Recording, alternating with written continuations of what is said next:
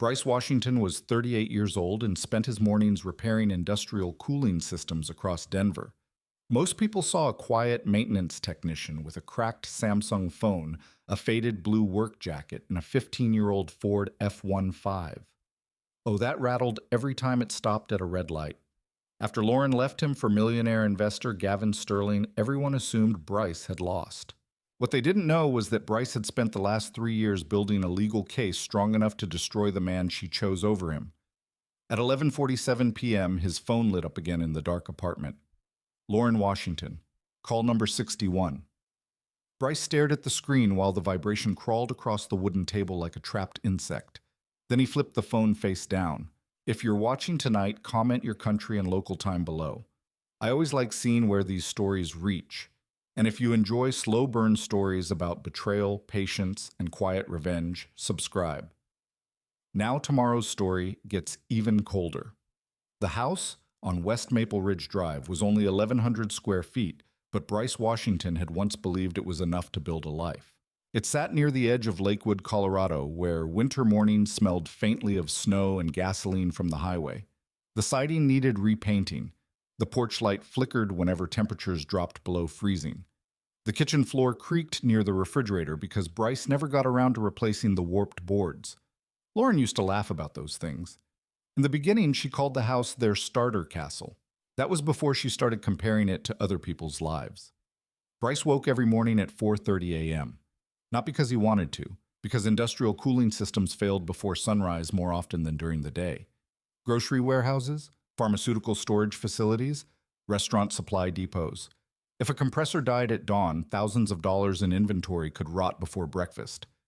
He kept 3 alarms on his cracked Samsung phone. 4:30, 4:37, 4:45. By 5:10, he was usually inside his old Ford F-150, heater groaning against the Colorado cold while sports radio whispered through damaged speakers. Lauren rarely woke up before he left, but Bryce always made coffee for her anyway, even after things started changing. One Tuesday in February, Bryce came home carrying a replacement fan motor covered in grease stains. Snow clung to his work boots. The garage smelled like motor oil and cold metal. Lauren was sitting at the kitchen island scrolling through Instagram on an iPad. A woman in Miami posed beside a white yacht. Another stood in front of a marble staircase holding shopping bags from Gucci and Louis Vuitton. Lauren barely looked up when Bryce walked in. "You're late," she said. "Warehouse in Aurora lost a condenser unit." Bryce opened the fridge. Leftover chili, half a gallon of milk. Cheap deli turkey. Lauren sighed without looking at him. "You know Melissa and Trent just bought a second property in Scottsdale." Bryce nodded once. "Good for them." "That's it. What else should I say?" Lauren finally looked up. Her expression carried the same frustration Bryce had started seeing more often over the previous year. Quiet disappointment, like she was grading his life and lowering the score each month. "They're our age, Bryce." Bryce shut the refrigerator slowly. He knew this conversation already. It appeared in different forms every few weeks. Melissa's husband made partner. Someone bought a lake house. Someone flew business class to Italy. Someone wore a Rolex. Someone upgraded. And somehow every story ended in the same place. Why not us? Bryce walked to the sink and washed grease from his hands. "We're paying off debt," he said calmly. "That matters." Lauren gave a humorless laugh. "You've been saying that for 8 years. Bryce dried his hands with a paper towel. He didn't answer immediately because he had learned something important about arguments. Silence exposed more truth than shouting. Outside, snow slid off the roof in heavy sheets. Lauren locked her iPad and crossed her arms. "I just thought life would feel bigger by now." Bryce looked around the kitchen, the old coffee maker, the chipped ceramic bowl near the stove, the grocery list held by a magnet shaped like a trout because Lauren once loved fishing trips in the mountains. Nothing in the room looked glamorous, but everything in it had been earned slowly. Bryce preferred slow things. Slow money, slow trust, slow progress. He had grown up watching fast success destroy people. Lauren stood and grabbed her coat from the chair. "I'm going downtown tonight. For what networking event?" Bryce nodded. She had started attending those events 6 months earlier. Real estate mixers, investment seminars, entrepreneur socials, and polished hotels where everyone wore tailored suits and talked about leverage scaling and passive income. Bryce never went with her. The first time she invited him, he arrived wearing his cleanest button-down shirt and work boots polished with motor oil because he couldn't afford dress shoes that month. Lauren spent the entire evening introducing him as my husband Bryce, with a smile that looked strained around wealthy strangers. After that, Bryce stopped going. At 7:14 p.m., Lauren left the house in a black dress Bryce had never seen before. He watched through the living room curtain as an Uber picked her up. Then he sat alone at the dining table eating microwave chili from a plastic container. The television played quietly in the background. Stock market news. Commercials for luxury SUVs, a law firm advertisement promising compensation after workplace injuries. Bryce barely watched any of it. Instead, he opened his laptop. The screen displayed engineering diagrams filled with thermal flow calculations and algorithm sequences. Hundreds of files arranged in carefully labeled folders. Temperature stabilization matrix, compressor optimization cycles, energy efficiency modeling. Bryce studied them for almost 3 hours.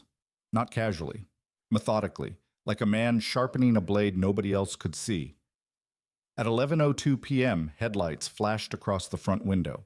Lauren came home laughing, not alone. Bryce heard the low growl of an expensive engine outside. He moved slightly toward the curtain without making noise. A dark Bentley Continental sat near the curb beneath falling snow. The driver's side door opened. A tall man stepped out wearing a charcoal overcoat and polished leather gloves. Confident posture. Expensive watch reflecting porch light. The kind of face magazines liked putting beside headlines about venture capital and real estate acquisitions. Gavin Sterling. Bryce didn't know the name yet, but he remembered the smile immediately. Lauren stood beside the car with her arms folded against the cold. Gavin leaned closer while speaking to her. She laughed again, softer this time, more personal. Bryce watched Lauren touch the man's wrist briefly before stepping away. Not dramatic, not obvious, but intimate enough that Bryce felt something cold settle quietly into his chest. Gavin handed Lauren a business card. Then he drove away into the snowy Denver streets. Lauren entered the house carrying perfume winter air and a kind of excitement Bryce had not seen on her face in a long time. She stopped when she noticed him awake at the dining table. "You're still up." Bryce closed the laptop halfway. Couldn't sleep. Lauren glanced toward the screen. "You working again?" "A little." She removed her heels near the door. "You should come to one of those events sometime." Bryce studied her carefully. For a moment she almost sounded sincere, but he noticed something else too. Guilt often arrived disguised as kindness. "What was the guy's name?" Bryce asked. Lauren froze slightly. "What guy?" "The one driving the Bentley." A pause. Too small for most people to notice. Bryce noticed everything. "Oh." Gavin Sterling. She said the name casually, but her pulse moved faster near her throat. He owns a real estate investment company, really successful. Bryce nodded once. "Seems like it." Lauren walked upstairs without another word. Bryce remained at the dining table long after midnight, staring at the snow outside the window. The house felt different now. Not broken yet, but cracked. And Bryce had spent enough years repairing failing systems to recognize the sound pressure made before something finally burst. Lauren chose guard and grace for the divorce conversation because Gavin Sterling had once told her it was where serious people ate in Denver.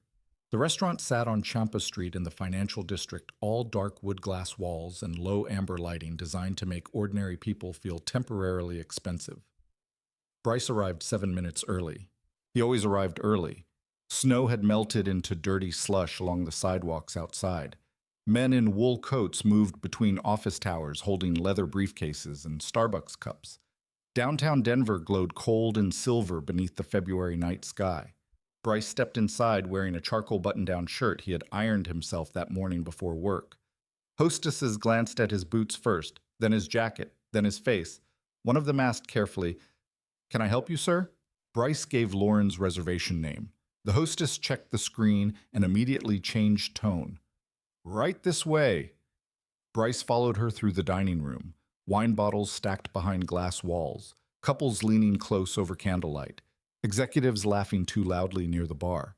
The kind of place where people discussed investments instead of feelings. Lauren sat alone at a corner table, at least physically alone. Her phone rested beside her wine glass with the screen facing upward. Bryce noticed the notifications lighting up every few seconds. She looked beautiful. That was the first thing Bryce admitted to himself. Black dress, gold earrings, hair styled differently than usual. The second thing he noticed was that she did not look nervous enough. People about to destroy 8 years of marriage usually carried guilt somewhere in their posture. Lauren looked prepared, like she had rehearsed this. Bryce sat down across from her. "You ordered already?" he asked. Lauren shook her head. "No. I waited." Bryce nodded once and unfolded his napkin. A waiter approached immediately. Lauren ordered sea bass and red wine without looking at the menu. Bryce ordered the cheapest steak available and water. The waiter disappeared. Silence settled between them. Not comfortable silence, the kind that feels like standing near train tracks before impact. Lauren stared toward the restaurant windows instead of Bryce. Finally, she spoke. "I don't think this is working anymore."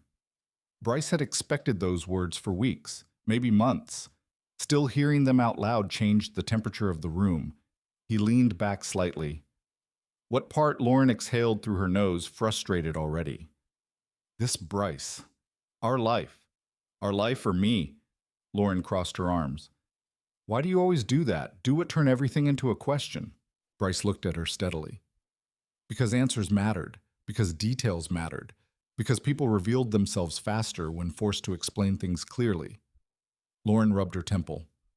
"I just thought by now we'd be somewhere else." "We are somewhere else. You know what I mean." Bryce stayed quiet. Lauren glanced around the restaurant, at the polished businessmen, at expensive watches reflecting candlelight, at women wearing designer heels that cost more than Bryce's monthly truck payment. Then she looked back at him. "You're smart, Bryce. You really are. But you think too small." There it was. Not anger, not hatred, disappointment. That hurt more. Bryce folded his hands together on the table. "I work 60 hours a week. That's not the point. I paid off $23,000 of debt in 4 years. You're still missing the point." Bryce studied her carefully. He noticed she kept touching her phone without opening it, waiting for something or someone. "What's the point then?" Lauren hesitated. Then she said it. "I don't want to spend the rest of my life surviving." The waiter arrived with wine. Bad timing. He sensed tension immediately and poured in silence before leaving again. Bryce stared at the water glass in front of him. Tiny condensation droplets slid down the side slowly. "You think that's what we're doing?" he asked. Lauren laughed softly, but there was no warmth in it. "Bryce, we're almost 40. We're 38. You drive a truck that sounds like it's dying every morning. It still works. That's exactly what I mean." Bryce looked up at her. Lauren leaned closer now, more confident, like someone finally saying lines she had memorized for months. "You're okay living like this forever. I'm not." Outside the restaurant window, headlights moved across wet streets. Bryce noticed Lauren glance toward the entrance twice in less than a minute. Waiting. Again. He understood then. This conversation already had an ending before it began. "Is there somebody else?" Bryce asked quietly. Lauren froze. Only for a second. But Bryce caught it. He always caught the small things. "That's not fair. That wasn't my question." Lauren looked away. The silence answered for her. Bryce felt something tighten in his chest, but his face remained calm. Years repairing industrial systems taught him an important lesson. Panic made damage worse. "You already made your decision," he said. Lauren's expression hardened slightly. "I think we both know this marriage stopped growing a long time ago." Bryce almost smiled at the corporate language. Stopped growing. Like their marriage was a startup with declining quarterly performance. The waiter brought food neither of them touched. Steam rose from Bryce's steak before slowly fading into the cold air between them. Lauren finally picked up her wine glass. "I met people these past few months who think differently. Bigger. They actually take risks." Bryce nodded faintly. "And I don't. You play everything safe." Bryce looked directly at her. "No, I build carefully." Lauren opened her mouth to respond, then stopped. Because at that exact moment, a dark Bentley Continental rolled slowly past the restaurant windows outside. Bryce recognized it immediately. The same car from Maple Ridge Drive. Lauren noticed Bryce seeing it. Color drained slightly from her face. The Bentley stopped near the valet stand. A man stepped out wearing a tailored camel overcoat and polished black shoes. Gavin Sterling. Even from inside the restaurant, Bryce could see confidence radiating off him like heat. Valets greeted him by name. A couple near the entrance turned to look.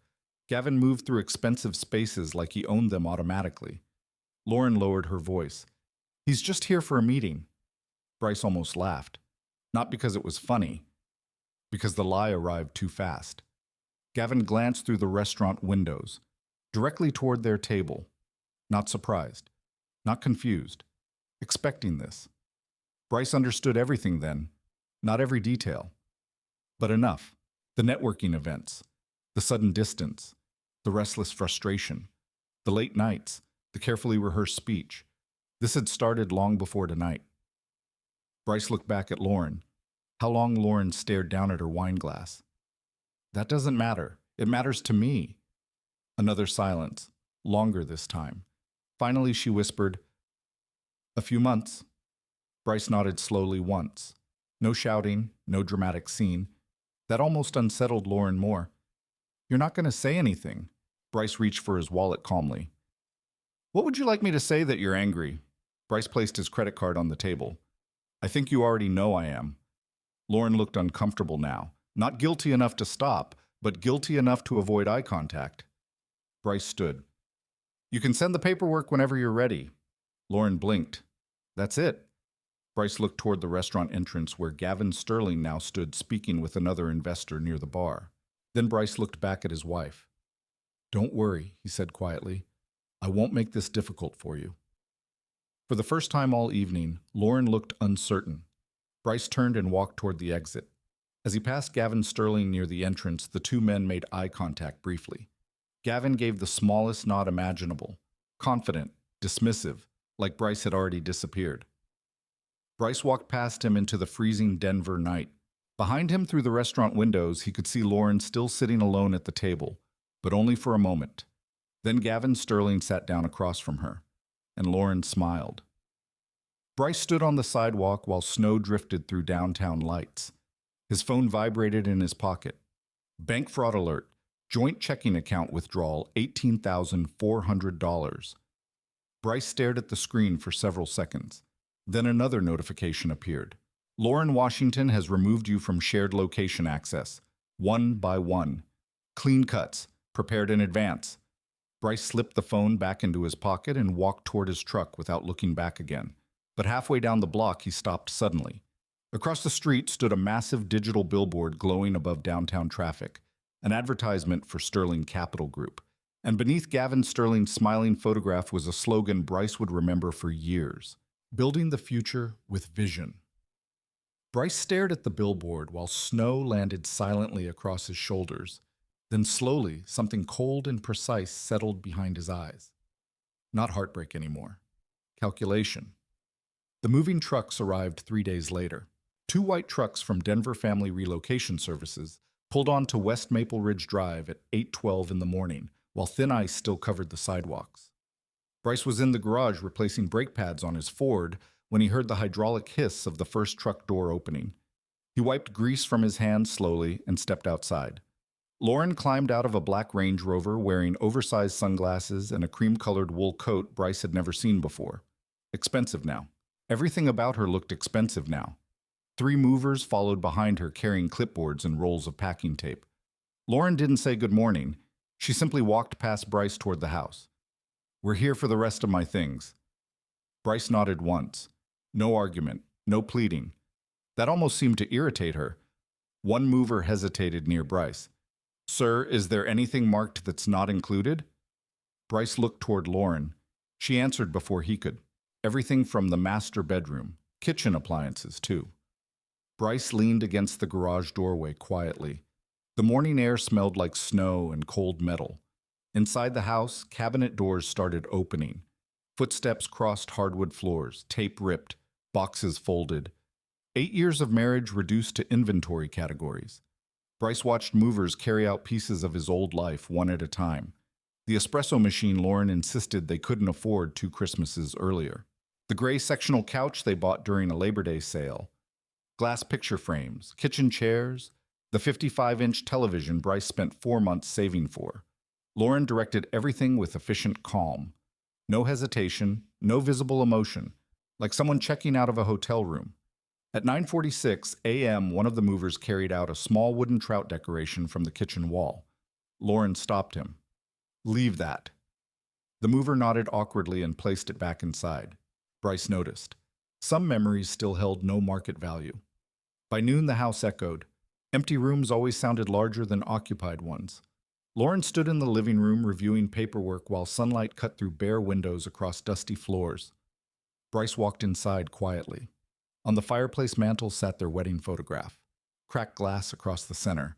Lauren must have dropped it while packing, or maybe one of the movers had. Either way, she left it behind. Bryce picked up the frame carefully. In the photo, Lauren leaned against him laughing beneath string lights at their outdoor reception near Evergreen Lake. Bryce remembered the exact moment. She had whispered into his ear during the first dance. "We're going to build something amazing together." Now the glass split directly between their faces. Lauren noticed him holding it. "You can throw that away." Bryce set the frame back down without answering. Lauren signed another paper. Then she finally looked directly at him. "You're making this easier than I expected." Bryce rested his hands in his jacket pockets. "What did you expect? I don't know." She shrugged faintly. "Yelling, maybe." Bryce almost smiled. "You've already made your choice, Lauren. That doesn't mean this is easy." Bryce looked around the nearly empty room. "Seems pretty organized to me." For the first time, irritation flashed across her face. "You always do this." "Do what?" "Act like nothing affects you." Bryce said nothing. Because she was wrong. Everything affected him. The difference was that Bryce believed pain should be processed privately, not performed publicly. Outside, another mover loaded boxes into the truck. Lauren glanced toward the kitchen. "There's paperwork on the counter from the bank." Bryce nodded. She shifted uncomfortably. "The joint account's closed. I saw. And I transferred my half already." Bryce looked at her calmly. It was more than half. Lauren's jaw tightened slightly. "I contributed to this marriage too." Bryce did not argue. Not because he agreed, because numbers eventually told the truth better than emotions did. Lauren grabbed her purse from the counter. "There are also some documents from the mortgage company." Bryce nodded again. Always calm, always controlled. Lauren suddenly looked exhausted by it. "You know, sometimes I think you care more about being calm than about people." That sentence stayed in the air for several seconds. Bryce studied her carefully. Then he asked quietly, "Did Gavin tell you that Lauren's expression changed instantly?" Not guilt. Recognition. Bryce had guessed correctly. "He just understands ambition," she said defensively. Bryce almost laughed again. Ambition. Funny word. People used it differently depending on income level. A billionaire manipulating investors was ambitious. A mechanic working 70 hours a week was stuck. Bryce walked past her into the kitchen. Most of the cabinets stood empty now. Only a few cheap plates remained. Lauren followed him. "You don't understand how people like him think." Bryce opened the refrigerator. Half-empty mustard bottle. Eggs. Leftover Chinese takeout. "I understand exactly how people like him think." Lauren crossed her arms. "No, you don't." Bryce closed the refrigerator slowly. People underestimated him because he allowed them to. That had advantages. At 1:13 p.m., the final truck finished loading. Lauren stood near the front door while movers waited outside. The house behind her looked stripped bare. Cold. Temporary. Bryce noticed she avoided looking upstairs. Some part of her still understood what she had destroyed, even if only briefly. Lauren pulled off her wedding ring, not dramatically, just practical. She placed it on the kitchen counter beside a stack of unopened mail. "I forgot to leave this earlier." Bryce stared at the ring. White gold. Tiny scratch near the inside band from when they moved furniture during their second year together. He remembered that too. Lauren picked up her purse. "I'll have my attorney send the rest." Bryce nodded. Then Lauren hesitated. One final pause before the end. "You really don't have anything to say." Bryce looked at her for a long moment. Outside truck engines idled in the driveway. Snow drifted softly across the street. Finally, he said, "I hope what you traded this for was worth it." Lauren's face hardened immediately. You make it sound like I committed a crime. Bryce glanced toward the empty living room. No, he said quietly. Crimes usually leave evidence. Lauren stared at him, confused by the sentence. Then she shook her head and walked out the front door. Bryce stood alone inside the silent house while the moving trucks pulled away from the curb. The sound faded block by block until only quiet remained. Real quiet. Not television quiet, not sleeping house quiet, absence quiet. Bryce walked slowly through each room afterward. The bedroom closet stood half empty. Bathroom counters cleared. No perfume, no hairdryer, no clutter. Lauren had removed herself from the house with surgical precision. But she missed things. People always miss things when they left too quickly. Bryce entered the small home office near the back hallway and sat at his desk. Then he opened a locked drawer. Inside sat hard drives, folders, printed emails, engineering diagrams, server timestamps, patent drafts. Years of documentation arranged carefully in labeled sections. Bryce picked up a thick folder stamped North Peak Thermal Logistics. Inside were records most people would not understand, but Bryce understood every line, every number, every altered date, every missing signature. His old employer had stolen his thermal optimization system years earlier and buried his name beneath corporate paperwork. Most people would have accepted the loss. Bryce had not. He spent 3 years quietly collecting evidence while everyone else assumed he was simply fixing compressors for hourly wages. His phone buzzed suddenly. Marcus Hill from work. Bryce answered. You alive? Marcus asked. Bryce looked around the empty house. Depends how you define alive. Marcus sighed. Heard Lauren moved out. News travels fast. She was wrong for that. Bryce leaned back in his chair. Doesn't matter now. Marcus hesitated. You still coming in tomorrow? Bryce looked at the open folder on the desk. At the documents. At the names. One name in particular. Sterling Capital Group. Gavin Sterling had recently purchased major investment shares in North Peak's refrigeration expansion division. Bryce stared at that detail for several silent seconds. Then he answered calmly. Yeah, I'll be there. Because Bryce Washington understood something most people didn't. The best time to study a collapsing structure was before anyone else realized it was already falling. Bryce Washington spent the next 6 weeks pretending nothing had changed.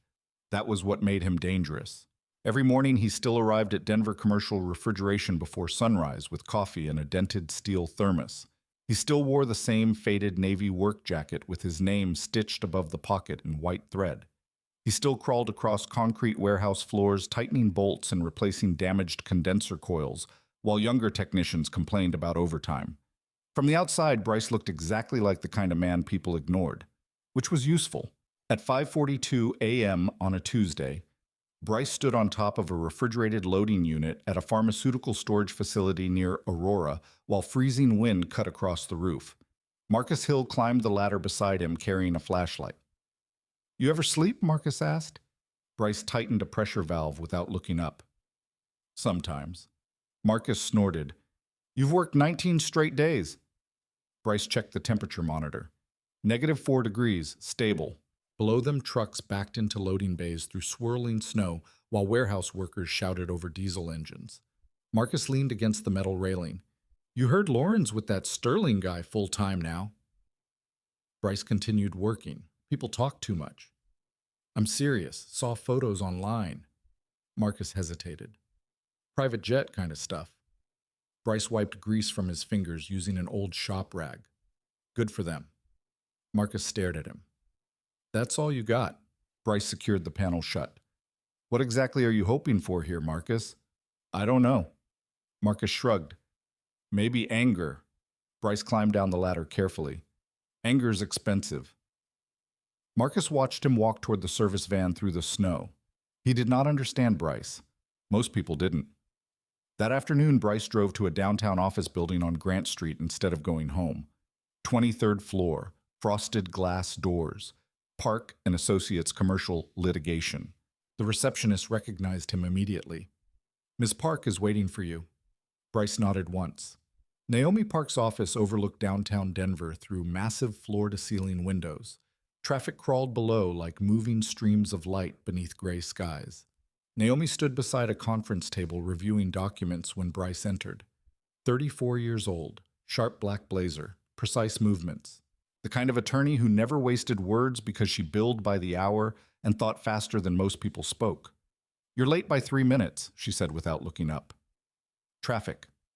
You left work covered in compressor fluid again." Bryce glanced at his jacket. Didn't have time to change. Naomi finally looked at him. "That helps, actually." Bryce sat across from her quietly. Spread across the table were hundreds of pages. Patent drafts, internal emails, server records, technical schematics. Naomi slid a folder toward him. North Peak's legal team responded. Bryce opened it carefully. Corporate language filled the first page. Denial of ownership claims, insufficient evidence, no grounds for litigation. Bryce read silently. No reaction. Naomi studied him closely. "You expected this?" Bryce nodded. "Of course. Most people would be discouraged." Bryce closed the folder.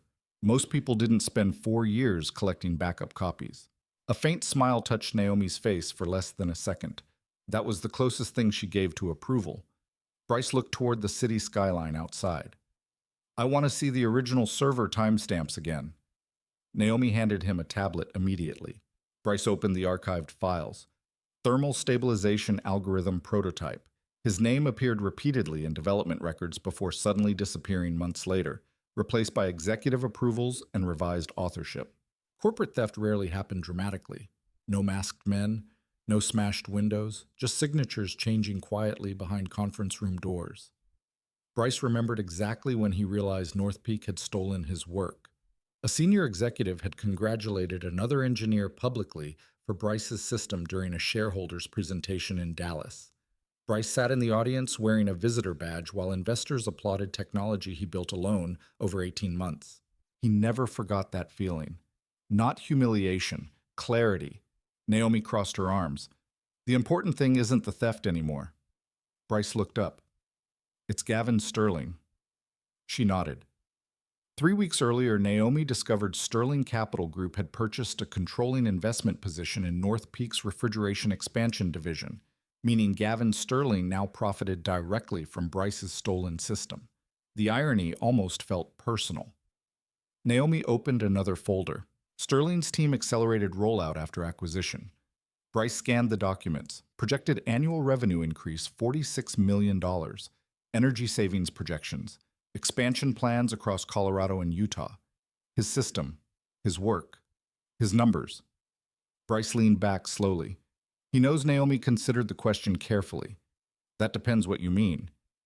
He knows the technology was stolen. Naomi slid a printed email across the table. Internal North Peak communication. Confidential. One sentence highlighted in yellow. Need legal confirmation original developer no longer poses risk before full deployment. Bryce read it twice. Then a third time. Date, 8 months ago. That was before Lauren left. Before Gavin Sterling entered Bryce's life publicly. Naomi sat down across from him. "You understand what this means?" Bryce remained silent. He understood perfectly. This was no longer coincidence.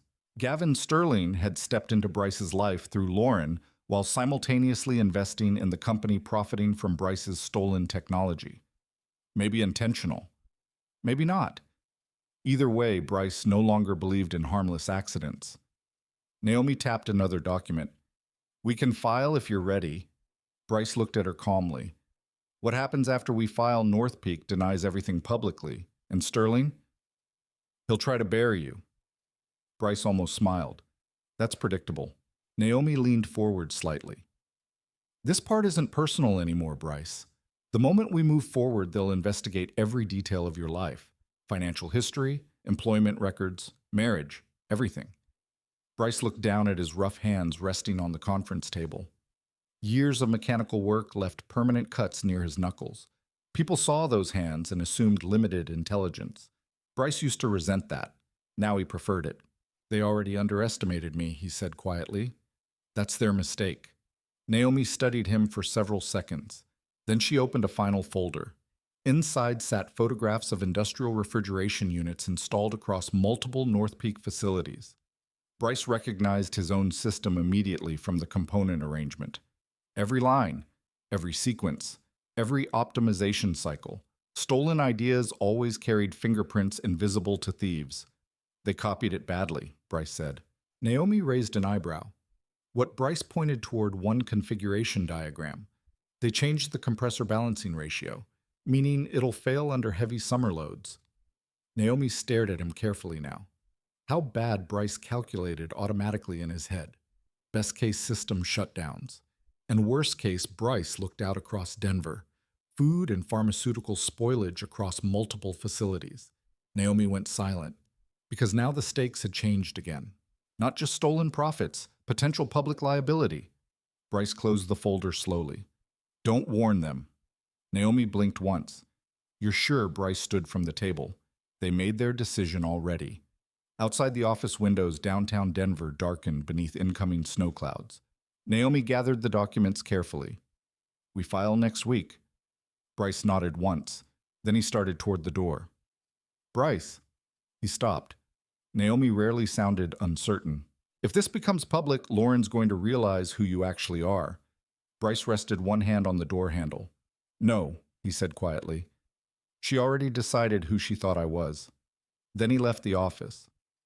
That evening, Bryce drove home through slow-moving traffic while snow fell across Interstate 25 in thick white sheets. At a red light near downtown, he glanced toward a massive electronic billboard above the highway. Sterling Capital Group. Gavin Sterling stood smiling beside the company's slogan again. Building the future with vision. Bryce stared at the billboard for several seconds. Then his eyes moved lower. Smaller text beneath the advertisement. Now, powering the next generation of cold storage technology. Bryce recognized the system diagram faintly displayed in the background. His system, his blueprint, his future, sold to the world beneath another man's name. The traffic light turned green. Bryce drove forward slowly through falling snow while something deep inside him settled completely into place. Not revenge, something colder. Proof. Lauren Washington disappeared from Bryce's real life almost completely after the divorce papers were filed. But online, she became impossible to avoid. Not because Bryce searched for her, because other people did. At Denver, commercial refrigeration younger technicians spent lunch breaks scrolling through Instagram and TikTok videos while sitting on overturned tool buckets beside humming compressors. Eventually, someone always brought her up. Yo, Bryce. One mechanic said one afternoon while eating gas station burritos in the warehouse break room, "Didn't your ex-wife just post from Aspen Marcus immediately kick the guy under the table?" The room went awkwardly quiet. Bryce kept tightening bolts on a damaged service panel without looking up. "What happened in Aspen?" he asked calmly.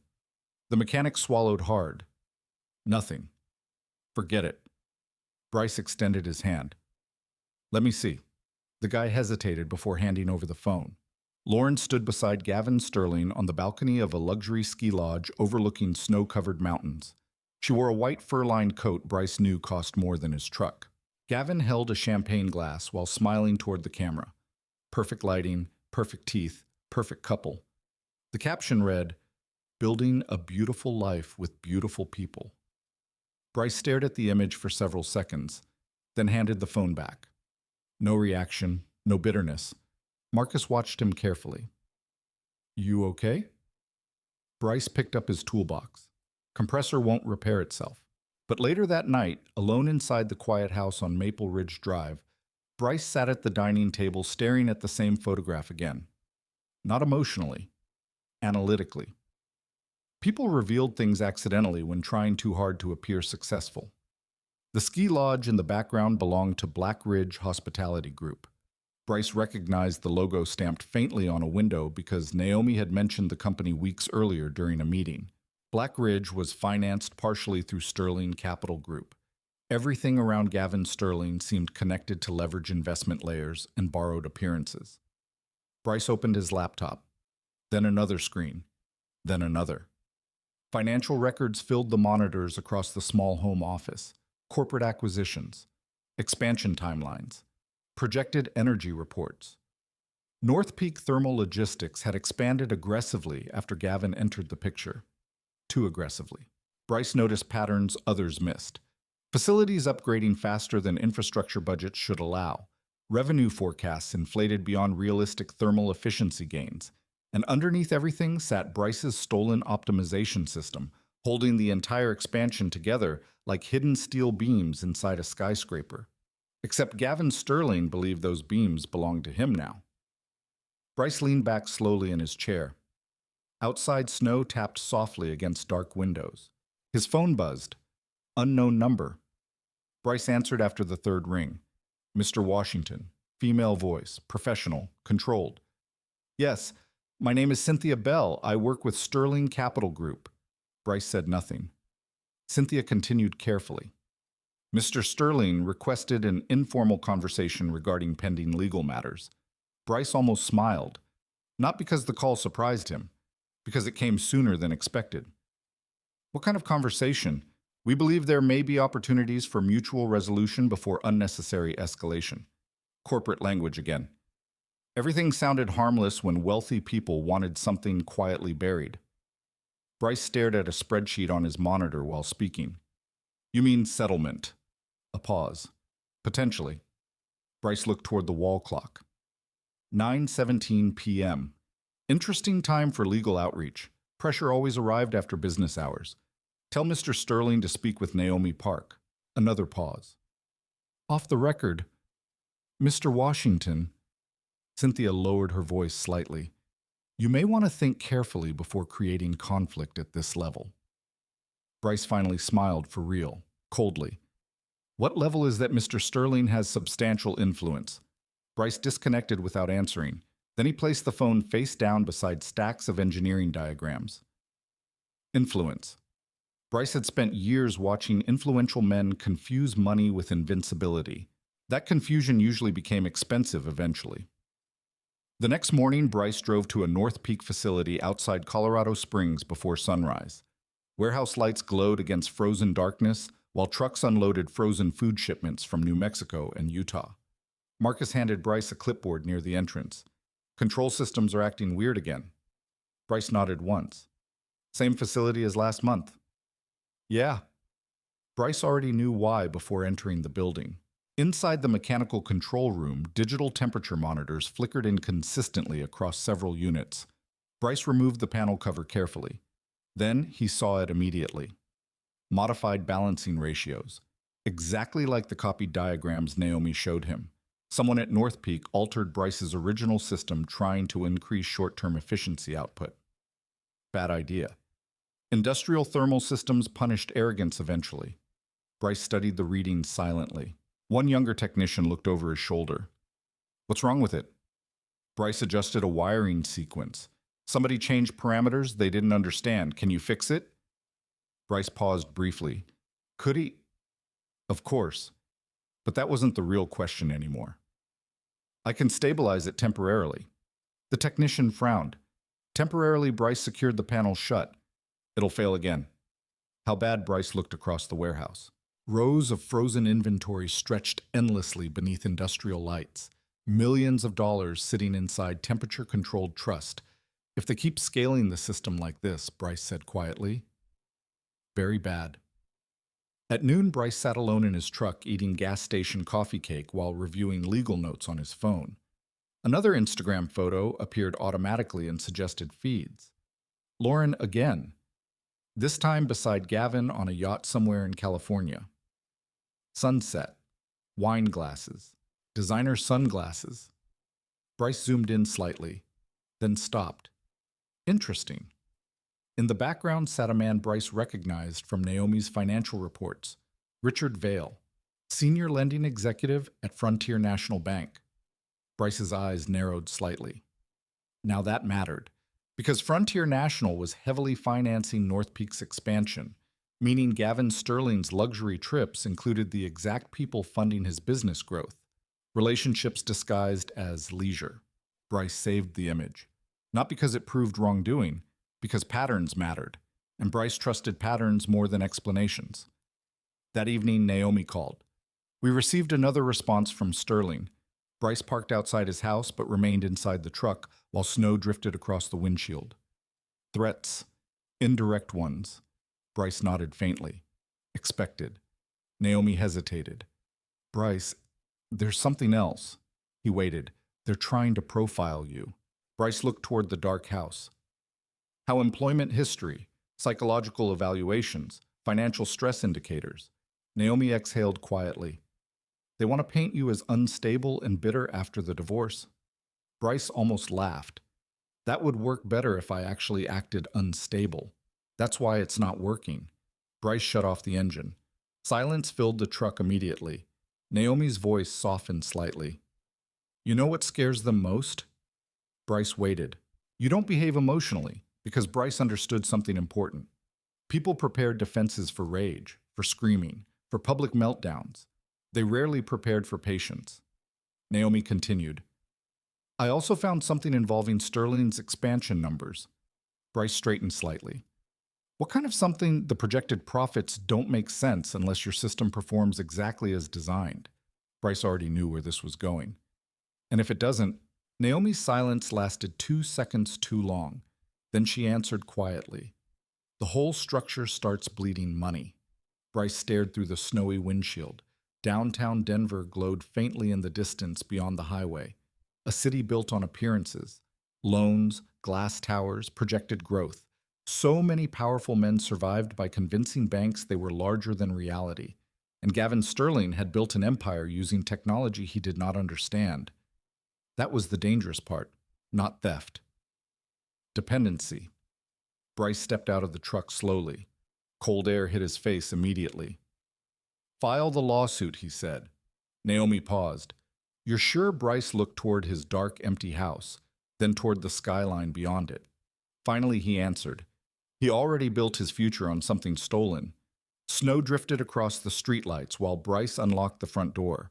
Behind him, somewhere across Denver, Gavin Sterling still believed he had won, and that confidence was about to become the most expensive mistake of his life. The legal notice arrived at Sterling Capital Group on a Monday morning at 9:03 a.m. Naomi Park made sure of the timing personally, not late enough to be buried beneath afternoon meetings, not early enough to be intercepted quietly by assistants, right in the middle of executive hours. Bryce was replacing a failed evaporator motor at a grocery distribution center near Commerce City when Naomi texted him. Delivered. Nothing else. Bryce read the message while kneeling beside an open control panel covered in frost.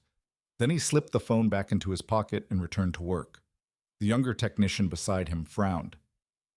You just gonna ignore texts all day? Bryce tightened a bolt carefully. Depends who sent them. The technician laughed. Girlfriend problems. Bryce almost smiled. Something like that. At 10:41 a.m., Bryce's phone rang again. Unknown number. Denver area code. He answered without stopping work. Bryce Washington. A man's voice came through smooth and controlled. This is Gavin Sterling. Bryce continued adjusting wiring inside the panel. The compressor hummed steadily beside him. For 3 seconds, neither man spoke. Then Gavin laughed softly. You really filed a lawsuit? Bryce looked at the frozen pipes above him. Yes, you could have saved yourself a lot of embarrassment. Bryce said nothing. Gavin continued in the tone wealthy men often used with people they considered temporary obstacles. You're a maintenance technician, Bryce. You really think you can drag billion-dollar companies into court over engineering paperwork? Bryce wiped frost from a valve sensor. Not paperwork. Another silence. Then Gavin's voice sharpened slightly.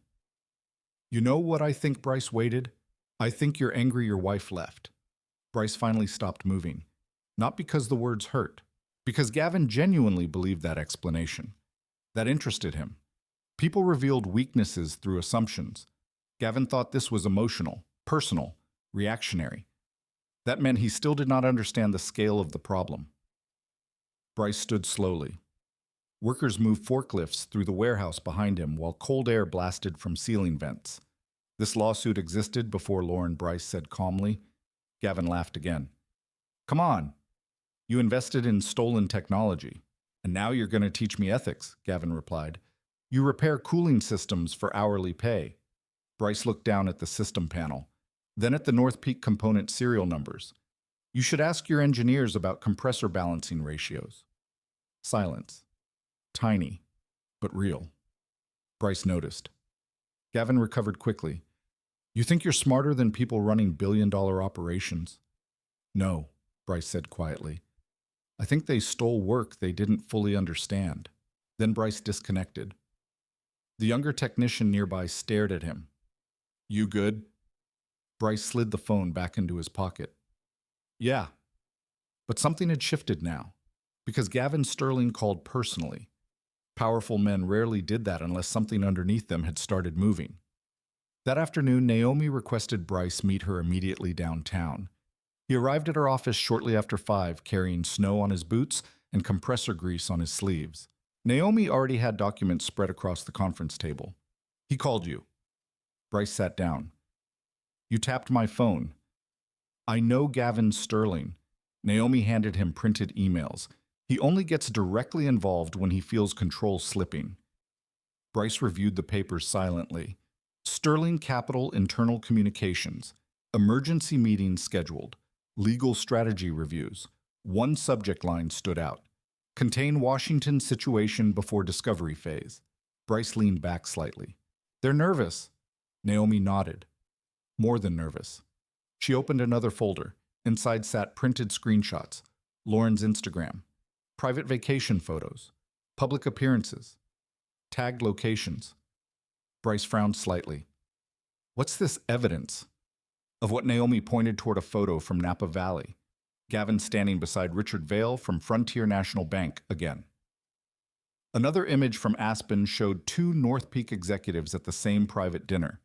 Naomi folded her arms. Sterling's mixing lenders, investors, and expansion projections privately before public disclosures. Bryce understood immediately. That was dangerous territory, especially if the revenue projections depended on stolen technology.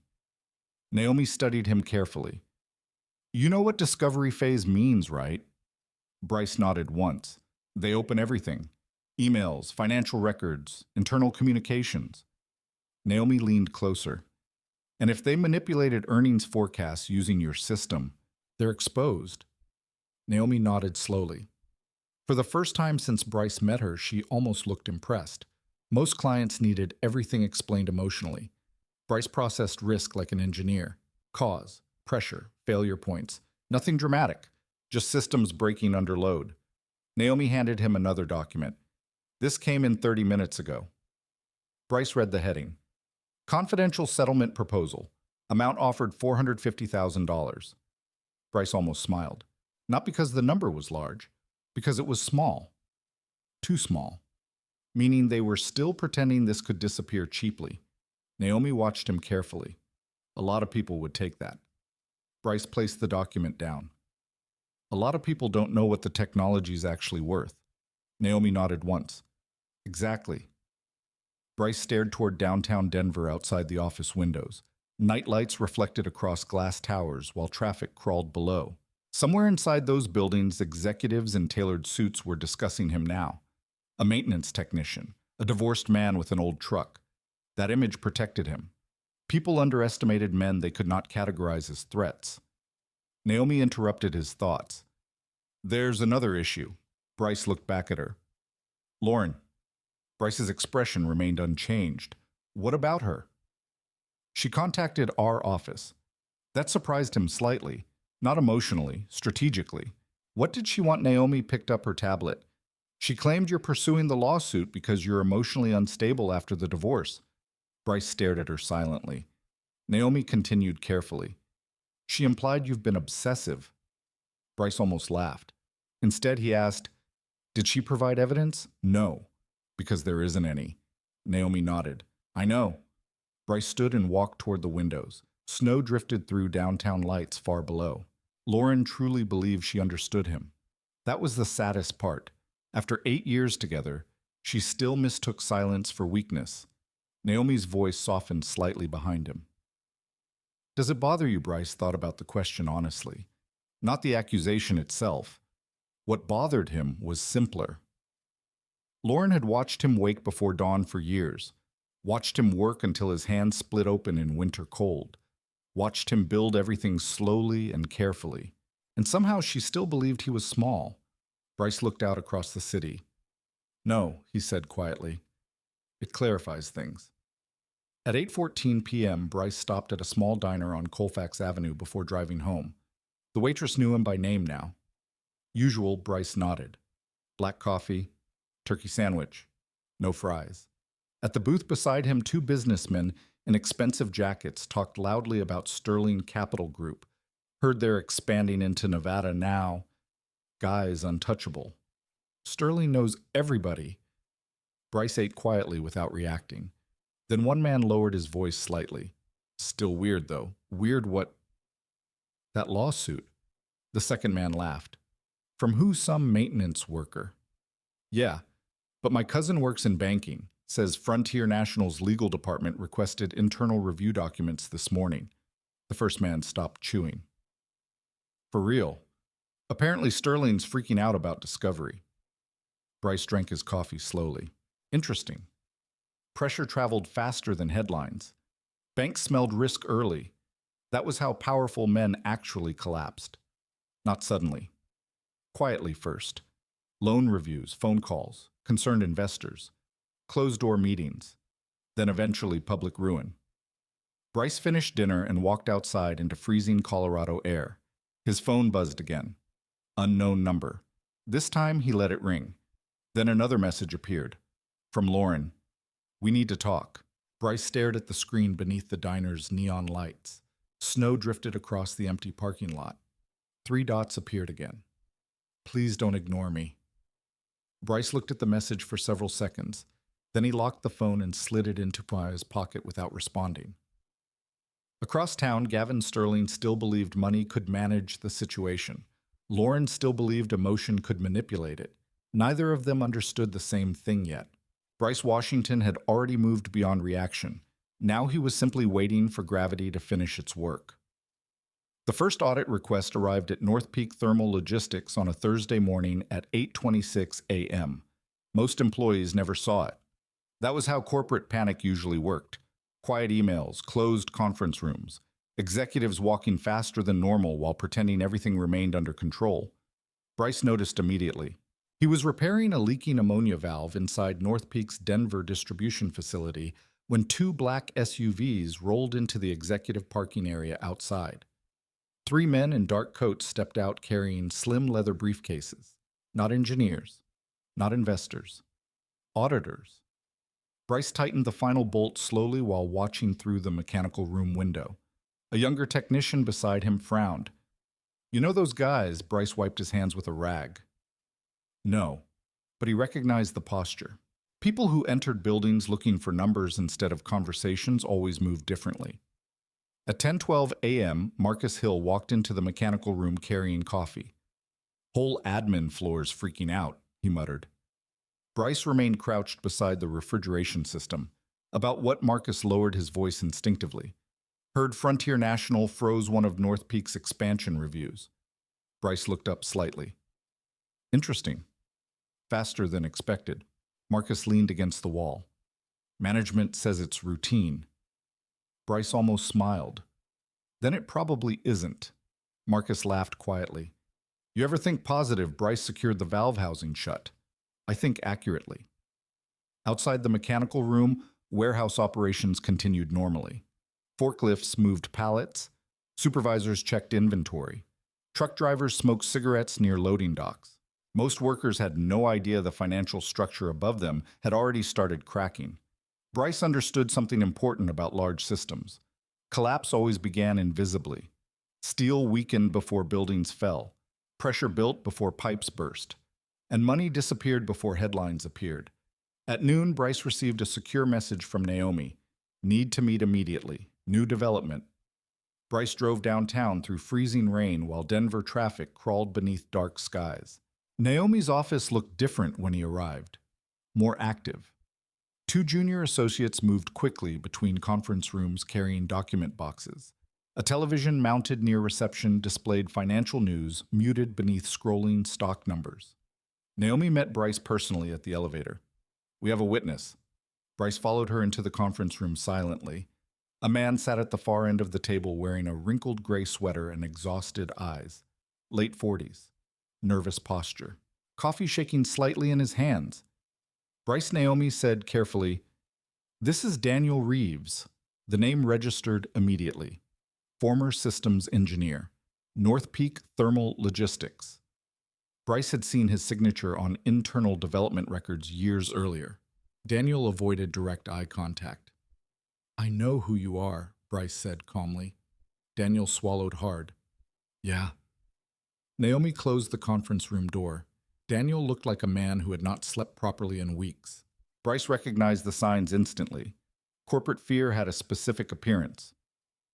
"You worked on the copied system integration," Bryce said. Daniel nodded slowly. "At first, yeah. Did Gavin Sterling know the technology was stolen?"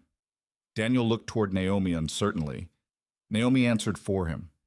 "You're protected under disclosure agreements now." Daniel rubbed his face tiredly. "You have to understand how this happened." Bryce remained silent. Daniel continued. "North Peak executives believed they could modify your architecture enough to avoid legal exposure." He laughed nervously. Except nobody actually understood the core balancing logic. Bryce already knew that part. "What about Sterling?" Daniel hesitated again. Then Naomi placed printed emails on the table. Daniel stared at them. Evidence already collected. Now he understood there was no safe exit anymore. Finally, he spoke quietly. He knew there were ownership concerns. Bryce's expression never changed. Concerns. Daniel nodded. There were internal meetings after Sterling Capital acquired expansion control. Legal teams warned the technology trail wasn't clean. Bryce leaned back slightly. And Gavin Daniel laughed once without humor. He said litigation was cheaper than slowing expansion. Silence filled the room. Not dramatic silence. Heavy silence. The kind created when greed becomes measurable. Naomi slid another document toward Bryce. Internal revenue projections. Highlighted sections. Projected growth only sustainable under full thermal optimization rollout. Bryce studied the numbers carefully. Daniel watched him. "You understand this better than anyone," Daniel said quietly. "If those systems fail during summer load cycles..." "Cold storage collapse," Bryce finished. Daniel nodded. "Multi-state." Bryce closed the folder slowly. That was bigger than stolen credit now. Hospitals, food suppliers, pharmaceutical chains. Entire logistics networks depended on systems Gavin Sterling treated like financial shortcuts. Naomi crossed her arms.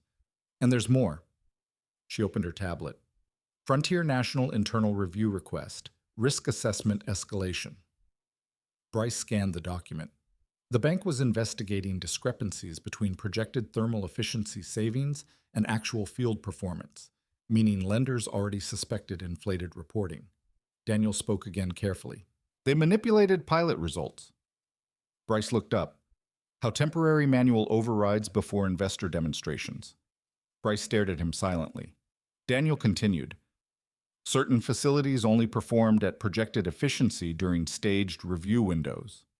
Naomi leaned forward. In plain English, Daniel exhaled slowly. They faked operational consistency. Bryce looked toward the conference room windows overlooking downtown Denver. Glass towers reflected gray afternoon skies. So much money in this city depended on appearances, projected value, projected growth, projected confidence. But systems never cared about confidence, only math. Daniel rubbed his trembling hands together. "There's another reason I came forward." Bryce waited. Daniel looked directly at him for the first time. "Your original architecture had safety controls." Bryce's eyes narrowed slightly. And Daniel swallowed. North Peak removed some. The room went completely still. Even Naomi stopped moving. Bryce spoke carefully now. Which controls. Daniel handed him a printout. Bryce read it once, then again slower. Emergency thermal redistribution limits. Automatic shutdown protection thresholds. Removed. To increase short-term efficiency output. Bryce's jaw tightened almost invisibly. That was the first real crack in his composure Naomi had ever seen. Not because they stole his work, because they altered safeguards they did not understand, to impress investors. Daniel's voice lowered. They wanted bigger quarterly numbers. Bryce looked at the diagrams again, then toward Naomi. File emergency disclosure motions. Naomi nodded immediately. Already understanding, This had moved beyond commercial litigation. Potential public safety exposure changed everything. Daniel stood slowly from the table. I should have come forward earlier. Bryce studied him quietly. Fear looked genuine on Daniel Reeves. Not strategic, human. What changed, Bryce asked. Daniel laughed bitterly. They started talking about expanding into medical cold storage. That answer told Bryce everything. There was still conscience left somewhere inside the machine. At 6:47 p.m., Bryce left Naomi's office carrying a secure document case beneath his arm. Snow mixed with rain across downtown streets while financial workers hurried toward parking garages beneath umbrellas. Nobody looked at Bryce twice. Just another working man in a faded jacket, invisible, useful. His phone buzzed while he waited at a crosswalk. Lauren. Again. Bryce ignored it. 30 seconds later, another message appeared. Please call me back. Then another. Gavin says this lawsuit is getting out of control. Bryce stared at the screen. Interesting wording. Not our problem, not misunderstanding. Out of control, meaning even Gavin Sterling no longer believed he fully controlled the situation. Bryce slipped the phone back into his pocket and crossed the street. Halfway to the parking garage, he stopped. Across the avenue inside a high-rise restaurant window, Bryce recognized Gavin Sterling immediately. Expensive suit, perfect posture. Seated with two older men Bryce recognized from Frontier National lending disclosures. But something looked different now. Gavin wasn't relaxed. He leaned forward sharply while speaking. One banker shook his head. Another checked documents instead of making eye contact. Bryce watched through falling snow for several seconds. Then he noticed something else. Lauren sat nearby at the edge of the table. Silent, ignored. No champagne smiles now, no Instagram poses. Just tension. Real tension. Bryce turned away before anyone noticed him, because he understood another important thing about collapse. The moment powerful men stop smiling in public, the damage underneath is already severe. And somewhere deep inside Sterling Capital Group, the first structural fractures had finally become visible. The invitation to the Brown Palace Hotel arrived 3 days later. Cream-colored envelope, embossed gold lettering, Colorado Business Leadership Gala. Bryce almost threw it away with the grocery store coupon stacked near his kitchen counter. Then he noticed the sender listed at the bottom. Morrison and Vale Corporate Counsel. Naomi's firm. Bryce called her immediately. You're sending me to a fundraiser? Naomi sounded distracted on the other end. It's not a fundraiser. It literally says gala. It's a networking event where Sterling Capital executives, lenders, investors, and legal teams will all be in one room. Papers shuffled in the background. Which means it's useful. Bryce leaned against the kitchen counter. I own one decent shirt. Then wear it. Bryce stared at the invitation again. I'm not exactly gala material. That's why they won't pay attention to you, Naomi replied. Until they should. The line disconnected. Bryce looked around the quiet house afterward. The kitchen still felt too large since Lauren left. One coffee mug in the sink, one jacket hanging near the door, one toothbrush in the bathroom. Silence had weight now. At 6:40 p.m. Friday evening, Bryce parked his old Ford F-1502 blocks from the Brown Palace Hotel because valet parking cost $40. Snow drifted lightly across downtown Denver while luxury sedans lined the hotel entrance beneath glowing gold lights. Porsche, Mercedes, Bentley. Bryce locked his truck manually because the electronic lock stopped working months earlier. Then he adjusted the sleeves of his charcoal blazer. Not tailored, not expensive, but clean. That was enough. Inside the Brown Palace, warm air smelled like polished wood whiskey and expensive perfume. Crystal chandeliers reflected light across marble floors, while live jazz echoed through the massive atrium ceiling. Bryce noticed people noticing him immediately. Not directly, subtly. The quick downward glance toward his shoes, the evaluation of his jacket, the assumption. Bryce had seen that look his entire life. Poor men recognize class judgment faster than wealthy people realize they were expressing it. Naomi met him near the ballroom entrance wearing a dark emerald dress and carrying a tablet instead of a purse. You clean up better than expected, she said. Bryce looked around the crowded ballroom. Feels like a room full of people selling each other things. That's because it is. Waiters moved through crowds carrying champagne trays while investors laughed too loudly beside massive ice sculptures carved into mountain shapes. A giant banner near the stage read, "Colorado's Future of Infrastructure and Logistics." Bryce almost smiled at the irony. The future was currently held together by stolen engineering. Naomi guided him toward a quieter section near the rear of the ballroom. Frontier National executives are here tonight. Bryce scanned the room carefully. He recognized Richard Vail immediately from photographs. Silver-haired, perfect posture, old money confidence. Nearby stood Gavin Sterling. And Lauren. Gavin looked exactly like he belonged there. Tailored tuxedo, relaxed smile, easy handshakes. The kind of man who never reached for a wallet because rooms adjusted themselves around him automatically. Lauren wore a dark red gown Bryce had never seen before. Beautiful, controlled, but something looked different tonight. Her smile appeared delayed half a second too long during conversations. Tiny signs. Stress leaked through timing first. Naomi noticed Bryce studying her. "You okay?" Bryce took a glass of water from a passing waiter. "I'm observing. That's what worries people about you." Before Bryce could answer, Gavin noticed them. Even across the ballroom, Bryce saw the shift happen instantly. Recognition, annoyance, then performance. Gavin placed one hand lightly against Lauren's back and guided her across the room toward them. Predator confidence, public ownership. Lauren saw Bryce fully for the first time that evening, halfway across the ballroom, and froze. Just slightly. Bryce noticed. Of course he noticed. Gavin smiled before reaching them. Bryce Washington. His voice carried smooth amusement. "Didn't expect to see you here." Bryce held his gaze calmly. "I was invited." "Really?" Gavin glanced briefly toward Bryce's blazer. "Interesting guest list." Lauren shifted awkwardly beside him. Naomi stepped forward immediately. "My firm represents Mr. Washington." Gavin's smile tightened slightly. Ah. Now the room made sense to him. Bryce watched the calculation happen behind Gavin's eyes. Risk assessment, social positioning, damage control, all beneath a polished smile. Lauren crossed her arms subtly. "You look different," she said quietly to Bryce. Bryce almost answered honestly, "So do you." Instead he said, "You too." An uncomfortable silence followed. Gavin rescued it immediately. "Well," he said lightly, hopefully, "Naomi's helping you understand how expensive litigation becomes." Naomi smiled without warmth. "Sterling Capital seems very concerned about expenses lately."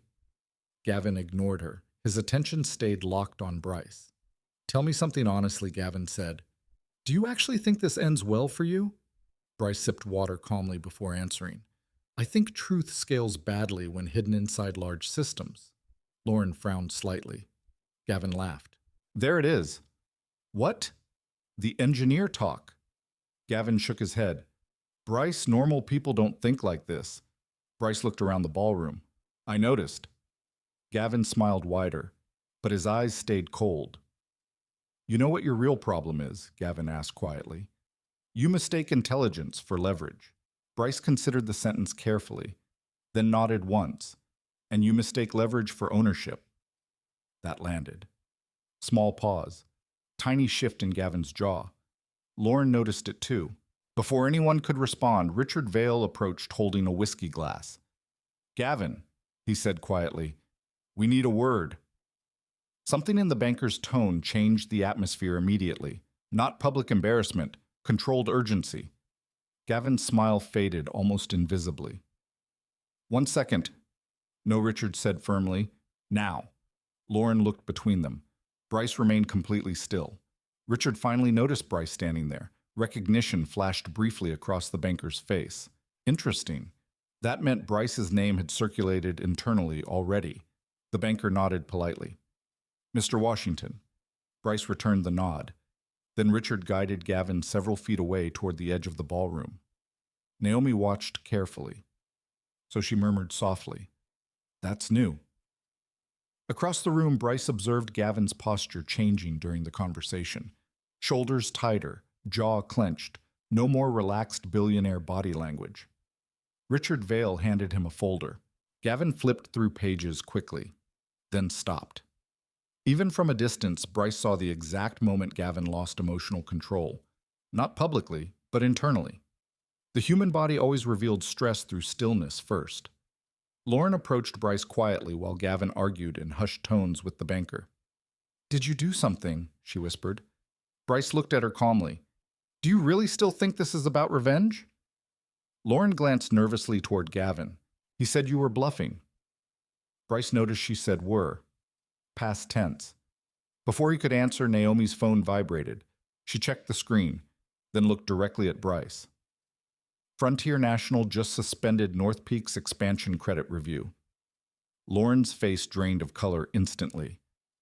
Across the ballroom, Gavin abruptly ended his conversation with Richard Vale and looked directly toward Bryce again. No smile now. No performance. Just anger. Real anger. The ballroom music continued playing softly while wealthy investors laughed beneath chandeliers, completely unaware that millions of dollars had just started evaporating in real time. Bryce stood there quietly holding a glass of water, still looking like the least important man in the room. And for the first time all evening, Lauren finally understood something terrifying. Bryce Washington had never been chasing Gavin Sterling. He had been waiting for gravity, and gravity had finally started pulling. The first account freeze happened at 7:18 a.m. Monday morning. Bryce learned about it while standing on the roof of a frozen warehouse in Boulder replacing a damaged condenser fan belt. Wind cut across the rooftop hard enough to numb his fingers through work gloves. Snow still covered the edges of the ventilation units from the previous storm. His phone buzzed inside his jacket pocket. "Naomi." Bryce answered while tightening the final bolt. "What happened?" Naomi skipped greetings. Frontier National froze Sterling Capital's primary expansion credit line. Bryce looked across the gray Colorado skyline. How much? 48 million. The wind whistled sharply through rooftop piping. Below them, trucks moved in and out of loading docks, completely unaware that a financial artery had just been severed. Naomi continued. 2 additional lenders paused review this morning. Bryce secured the panel shut calmly. And Gavin. He's trying to stop disclosure motions. Bryce almost smiled. Too late. That was the problem with systems built on leverage. Once confidence cracked, every connected structure began testing its own weight. Marcus climbed onto the roof carrying coffee. "You look happy," he said suspiciously. Bryce took the coffee. "I'm cold." Marcus pointed toward the phone. "Lawyer lady again." Bryce nodded once. Marcus leaned beside the railing, looking out over Boulder traffic. "You know everybody at work's talking about this lawsuit now." Bryce sipped black coffee quietly. "People get bored." "No." Marcus shook his head. "This is different." Bryce waited. Marcus lowered his voice. North Peak executives came through the facility yesterday with auditors, like actual panic-level stuff. Bryce looked toward the mountains in the distance. "Interesting." Marcus stared at him. "That's all you ever say." Bryce climbed down the ladder without answering. Because the truth was simpler. Interesting was dangerous, and things were becoming very dangerous for Gavin Sterling. By Tuesday afternoon, the story reached local business media. Elaine Foster from Denver Financial Journal published the first public article online at 2:14 p.m. Sterling Capital faces legal scrutiny over cold storage technology dispute. The article avoided direct accusations, careful wording, pending litigation, anonymous sources, regulatory concerns. But Bryce noticed something important immediately. Elaine Foster understood finance, which meant she understood where the real damage lived, not in the lawsuit itself, in lender confidence. At 5:30 p.m., Bryce stopped at a small grocery store near Lakewood after work. Nothing glamorous, fluorescent lights, half-broken shopping carts, country music playing too quietly overhead. He grabbed eggs, coffee, frozen vegetables, and motor oil before heading toward checkout. Then he noticed 2 women near the magazine rack whispering while looking at their phones. One of them glanced toward Bryce, then whispered louder. "That's him." Bryce continued walking. The cashier scanned his groceries awkwardly. "You're that guy from the article, right?" Bryce handed over cash. "Depends which article." The cashier laughed nervously. "The lawsuit one." Bryce nodded once. "That's me." The cashier hesitated. "My cousin works for Sterling Capital." Bryce looked up calmly. "How's your cousin doing?" The cashier gave a small, uncomfortable smile. "Apparently not great." Bryce collected his groceries and left. Outside, freezing rain coated the parking lot in reflective silver. His phone buzzed again. Lauren. Third time today. Bryce ignored it. Then another message arrived immediately. We need to talk. Gavin says things are getting ugly. Bryce stared at the words for several seconds. Not we are getting hurt. Not people are affected. Things are getting ugly. Still distant from consequences, still emotionally outsourced to Gavin. Bryce locked the phone and drove home through evening traffic. That night, Naomi arrived unexpectedly at the house on Maple Ridge Drive carrying 2 thick legal folders and a laptop bag. Bryce opened the door wearing sweatpants and an old thermal shirt. Naomi stepped inside, looked around the nearly empty living room, and frowned slightly. You really live like this? Bryce took the folders. It's a house. It looks like a witness protection apartment. Bryce almost smiled. Naomi set her laptop on the kitchen counter. We have another problem. Bryce poured black coffee into 2 mugs automatically. What kind? Naomi opened her computer. North Peak's trying to claim you stole portions of the architecture from internal company research. Bryce handed her coffee. That's desperate. Yes, Naomi agreed. Which worries me. Bryce sat across from her at the kitchen table. Rain tapped softly against the windows. Naomi opened a file filled with highlighted documents. Sterling Capital retained Morrison and Vale's senior crisis team this morning. Bryce recognized the name immediately. Expensive, aggressive, the kind of legal group corporations hired when public collapse became possible. Naomi watched him carefully. They don't do damage prevention, Bryce. What do? Contain explosions. Silence settled over the kitchen. Bryce drank coffee slowly while reviewing the documents. Frozen credit lines, investor withdrawal notices, internal panic emails. One message caught his attention. Need immediate operational assurances regarding thermal stability claims. Bryce looked up. The lenders are asking engineering questions now. Naomi nodded. Because somebody finally realized the technology is the foundation underneath the revenue projections. Bryce leaned back quietly. There it was. The real fear. Not lawsuits, not headlines, structural dependency. Gavin Sterling built expansion forecasts around technology he did not control and barely understood. And now banks were starting to understand that too. Naomi rubbed her temple tiredly. You know what the worst part is? Bryce waited. They still think this can be managed with money. Bryce looked around the silent kitchen, at peeling cabinet paint, at the old refrigerator humming softly, at the life Lauren once believed was too small. Then he said quietly, people who buy everything usually forget some things can't be purchased back. Naomi studied him carefully. You still angry at her? Bryce considered the question honestly, not in the loud way people imagined. No fantasies about revenge, no screaming arguments replaying in his head, just clarity. Lauren didn't leave because Bryce lacked value. She left because she confused visibility with value. Naomi's phone buzzed suddenly. She checked the screen. Then her expression changed immediately. Naomi turned the phone toward Bryce. Breaking news alert. Frontier National has suspended all active Sterling Capital infrastructure financing pending review. Bryce read the headline twice, then set the phone down carefully. Naomi exhaled slowly. That's catastrophic. Bryce nodded once, because he understood leverage mathematics better than most financiers did. When expansion relied on borrowed confidence, losing funding wasn't a setback. It was suffocation.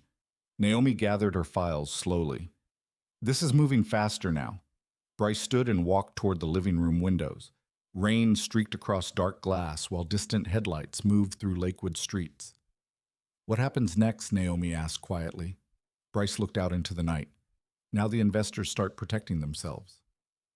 And Gavin, Bryce thought about the ballroom at the Brown Palace, about the tension hidden behind Gavin's smile, about Lauren sitting silently beside a man losing control of his own empire.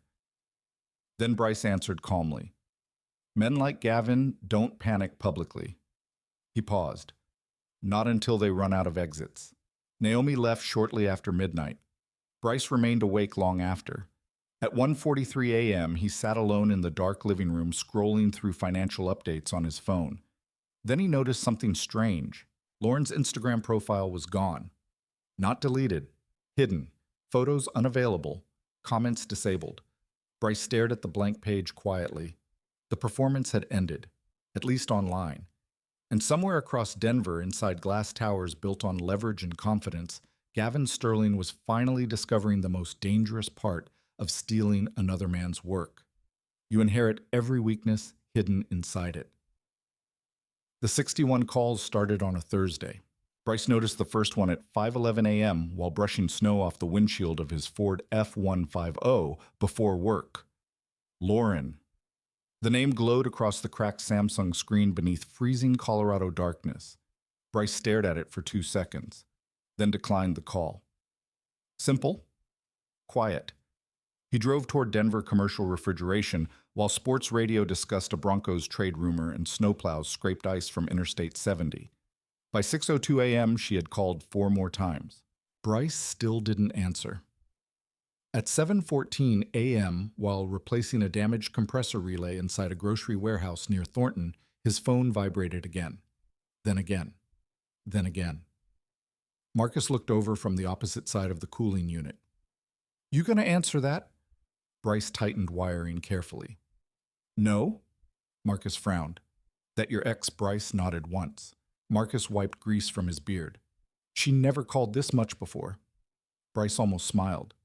"No, because Lauren Washington never chased things she believed were secure, and for the first time since leaving him, she no longer sounded secure." At 8:37 a.m., Bryce finally listened to the first voicemail during a coffee break beside the service van. Lauren's voice arrived tense but controlled. "Bryce? Hey, I know things are complicated right now, but we really need to talk." He deleted nothing, saved everything. At 9:12 a.m., another voicemail came. "Please stop ignoring me."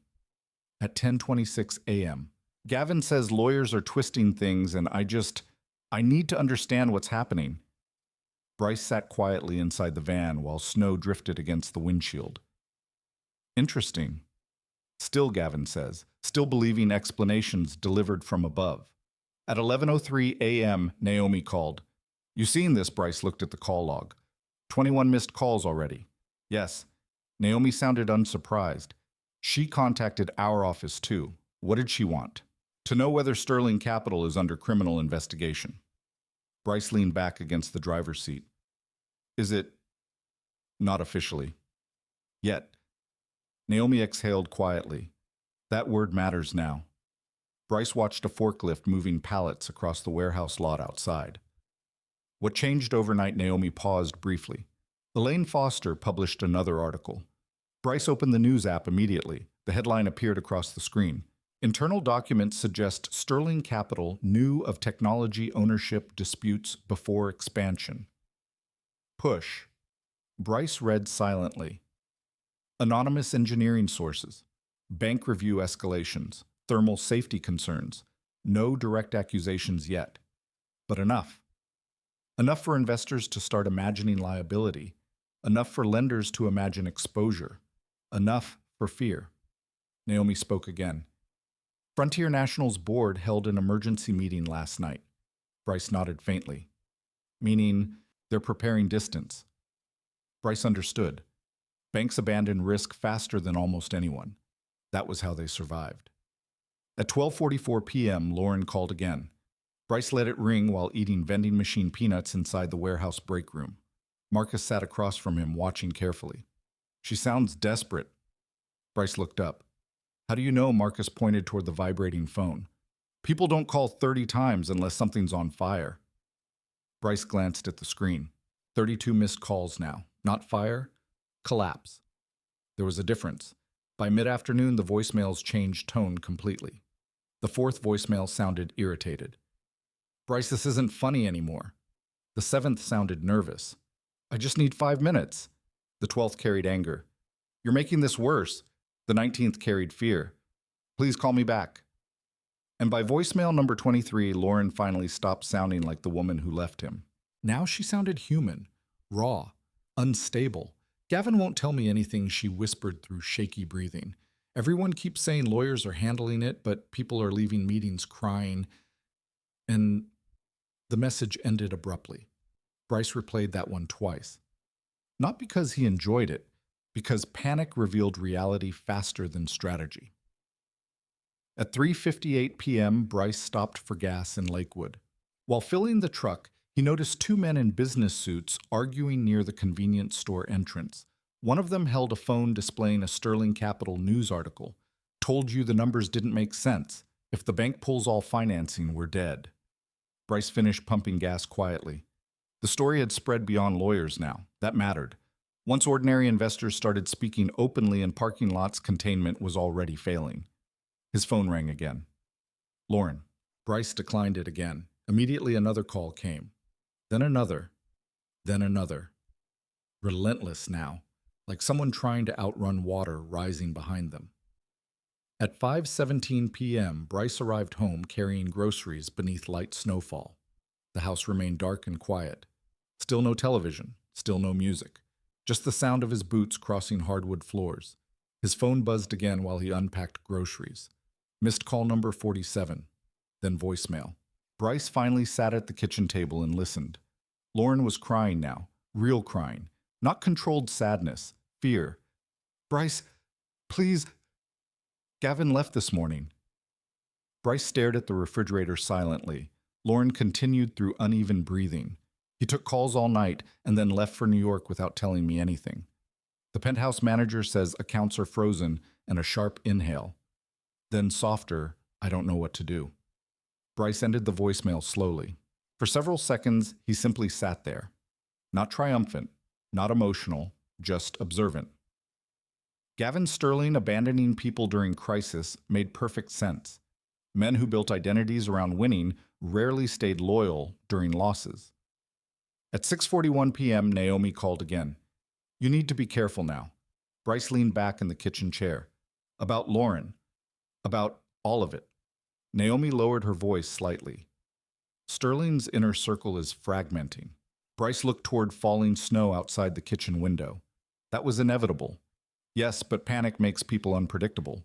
Bryce understood that too. Pressure transformed systems. Machines failed. Companies lied. People betrayed each other.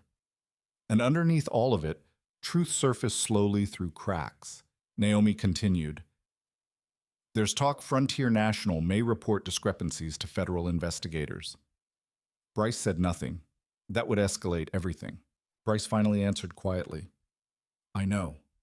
Silence followed. Then Naomi asked carefully, How many times has Lauren called now? Bryce checked the phone. 58, she's committed. Naomi almost laughed. Then her tone softened slightly. You okay? Bryce thought about it honestly. He remembered Lauren laughing beside him years earlier while painting the kitchen walls. Remembered fixing the porch light together during their second winter. Remembered believing loyalty worked both directions. But those memories no longer hurt sharply. They felt archived now, like photographs stored in boxes after someone moved away. I'm fine, he said quietly. At 8:52 p.m., Bryce sat alone in the living room reviewing engineering reports on his laptop when the phone rang again. Call number 61. Lauren. Snow fell heavily outside now, covering Maple Ridge Drive in silence. Bryce watched the screen glow in the dark room. The vibration crawled slowly across the wooden coffee table. Persistent, desperate, human. He imagined Lauren somewhere across Denver inside an expensive apartment suddenly stripped of certainty. No Gavin, no Instagram fantasy, no smiling investors, just silence and headlines. The phone stopped ringing. Then another voicemail appeared instantly. Bryce hesitated. Finally, he pressed play. Lauren's voice came through barely above a whisper. I think he lied to me about everything. Bryce closed his eyes briefly. Not because the sentence surprised him, because it took disaster for her to finally question the illusion. The voicemail continued. Please, just call me back once. Bryce stared at the dark television screen reflecting his silhouette faintly. Then he turned the phone face down on the table. Outside, snow buried the street slowly beneath white silence, while somewhere across the city, the empire Lauren chose over him continued collapsing floor by floor. And for the first time since she left, Bryce Washington understood something clearly. Lauren was no longer calling because she missed him. She was calling because gravity had finally reached her too. Lauren Washington showed up at Bryce's house 3 nights later. The snow had stopped sometime after midnight, leaving Lakewood buried beneath heavy white silence. Streetlights reflected off frozen sidewalks in pale orange streaks, while cold wind pushed loose powder across Maple Ridge Drive. Bryce was in the kitchen at 9:43 p.m. repairing the hinge on a cabinet door when headlights swept across the front windows. Not many people visited anymore. He set the screwdriver down slowly. Outside, a black SUV sat idling near the curb. Not Gavin's Bentley. Smaller. Rental vehicle. Bryce watched through the curtains as Lauren stepped out alone. No designer coat this time. No luxury confidence. No polished social media perfection. Just a dark wool jacket, jeans, and boots dusted with snow. She stood beside the SUV for several seconds without moving toward the house, like someone trying to gather courage before entering a courtroom. Bryce noticed another detail immediately. She looked thinner. Stress changed people faster than age did. Finally, Lauren walked toward the porch carrying nothing except a leather handbag and her phone. Bryce opened the front door before she knocked. Lauren froze slightly when she saw him. For a moment, neither spoke. Cold air moved between them. Bryce remained inside the doorway without inviting her in. Lauren's eyes moved across his face carefully. "You look tired," she said softly. Bryce almost smiled. "So do you." That hurt her more than anger would have. Lauren glanced toward the warm light inside the house. "Can I come in?" Bryce looked past her toward the empty street. Snow drifted lightly from nearby rooftops. Finally, he stepped aside slightly. 5 minutes. Lauren entered quietly. The house still carried the same silence she remembered, same kitchen table, same old refrigerator hum, same faint creak in the hallway floorboards, except emptier now. Bryce closed the door and remained standing while Lauren removed her gloves slowly. She looked around the living room. "You kept the couch. It was cheaper than buying another one." Lauren nodded faintly. Everything about Bryce still sounded practical, measured, controlled. That control unsettled her now, because everyone else in her life had started panicking. Lawyers, investors, bankers, even Gavin. But Bryce still sounded exactly the same. Lauren sat carefully on the edge of the couch. Bryce remained standing near the kitchen entrance. Distance. Intentional. Lauren rubbed her hands together nervously. "It's really cold outside." Bryce waited. People eventually revealed the real reason they came if silence lasted long enough. Lauren looked down at the floor. Things got bad really fast. Bryce said nothing. Lauren laughed weakly. "You're really not going to help me out here." "Help you do what?" She looked up. "Talk." Bryce leaned lightly against the doorway. "You called 61 times. Seems like you already covered most of the conversation." Lauren flinched slightly. Shame finally looked real on her now. Not because she betrayed him, because she needed something. That difference mattered to Bryce. Lauren stared at her hands. "Gavin lied to me." Bryce's expression never changed. "About what?" "Everything." Outside wind pushed snow against the windows softly. Lauren continued speaking in pieces. Fragmented. Like someone still trying to understand her own collapse. The penthouse lease wasn't actually his. Bryce stayed silent. A lot of the cars were corporate assets. Another pause. He kept saying financing issues were temporary. Bryce walked into the kitchen and poured himself black coffee. He did not offer her any. Lauren watched him carefully. "You already knew, didn't you?" Bryce stirred the coffee once. "I knew leverage when I saw it." Lauren shook her head slowly. "You make everything sound mechanical." Bryce looked at her over the rim of the mug. "Because systems behave predictably." And people Bryce considered the question briefly, usually less honestly. That landed harder than he intended. Lauren looked away immediately. The silence stretched again. Bryce noticed mascara stains beneath her eyes. Cracked skin near her fingertips from cold weather. No expensive jewelry anymore. No visible luxury. Interesting how quickly status disappeared once funding collapsed. Lauren inhaled shakily. "He left for New York and stopped answering me for almost 2 days." Bryce sat across from her finally. Not closer. Just level. "What happened when he came back?" Lauren laughed once without humor. "He brought lawyers." Bryce nodded faintly. That sounded exactly like Gavin Sterling. Lauren looked around the room again. I kept thinking you'd answer eventually. Bryce stared at the coffee in his hands. Why? Because you always did. That was true. Bryce had spent most of their marriage absorbing pressure quietly, fixing problems quietly, supporting quietly. Lauren mistook reliability for permanence. Many people did. She leaned forward slightly now. I know you think I deserve this. Bryce looked at her calmly. No. Lauren blinked. You don't? Bryce set the coffee mug down. I think you made decisions based on appearances. He paused. That's different. Lauren's eyes watered instantly.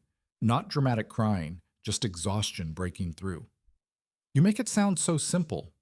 Bryce looked toward the dark windows. In the end, it usually is. Lauren wiped beneath her eyes quickly. He told me you were bluffing. Bryce almost smiled. That was expensive advice. For the first time that night, Lauren gave a tiny broken laugh. Then silence returned. Heavy this time, because both of them understood what sat between them now. Not just betrayal, recognition. Lauren finally seen the man she underestimated, and realizing too late that calmness had never meant weakness.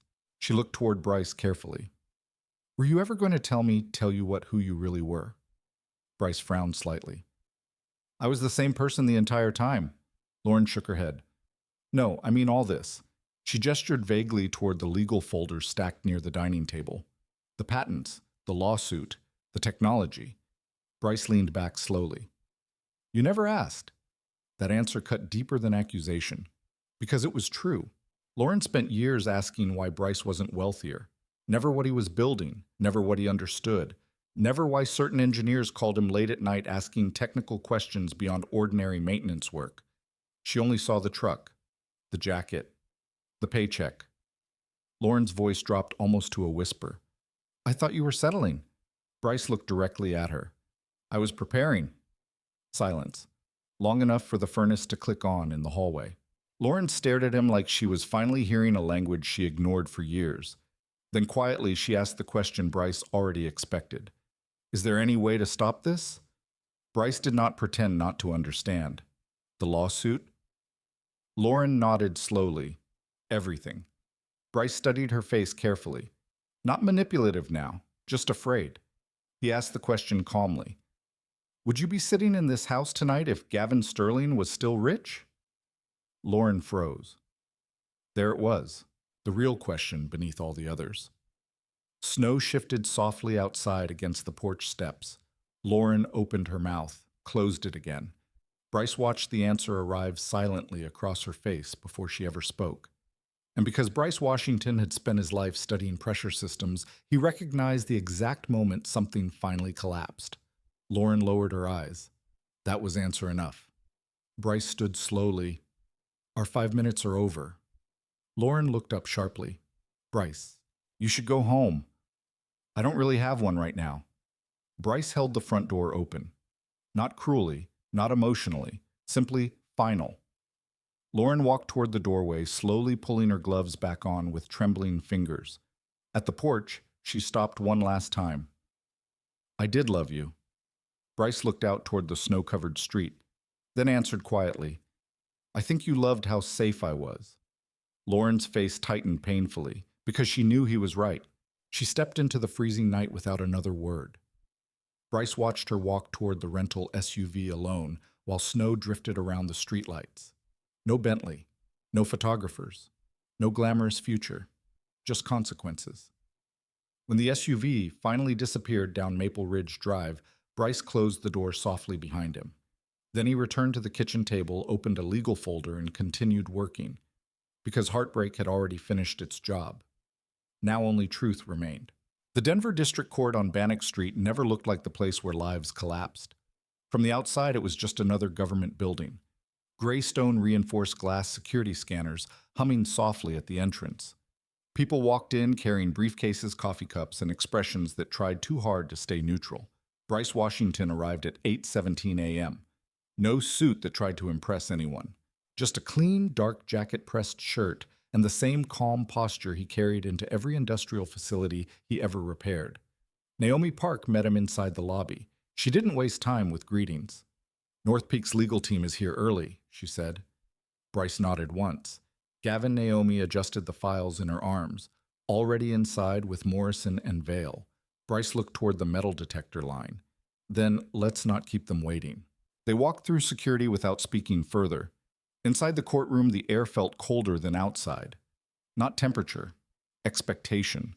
Rows of wooden benches filled slowly with observers, journalists, corporate analysts, a few investors Bryce didn't recognize, but Naomi clearly did. People who understood money enough to know when it started moving differently. Bryce took his seat at the plaintiff's table. He didn't look around much. He didn't need to. He could already feel where pressure was building. At 8:42 a.m., the door at the far end opened. Gavin Sterling entered with two attorneys from Morrison and Vale on either side. Expensive suit. Controlled posture.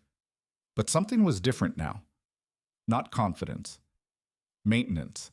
The kind of composure people wore when trying to hold something together in public. Lauren followed behind him. Bryce noticed her immediately, not because she looked dramatic, because she didn't. No luxury coat, no curated expression, just a plain dark dress and tired eyes that avoided everything except the floor in front of her.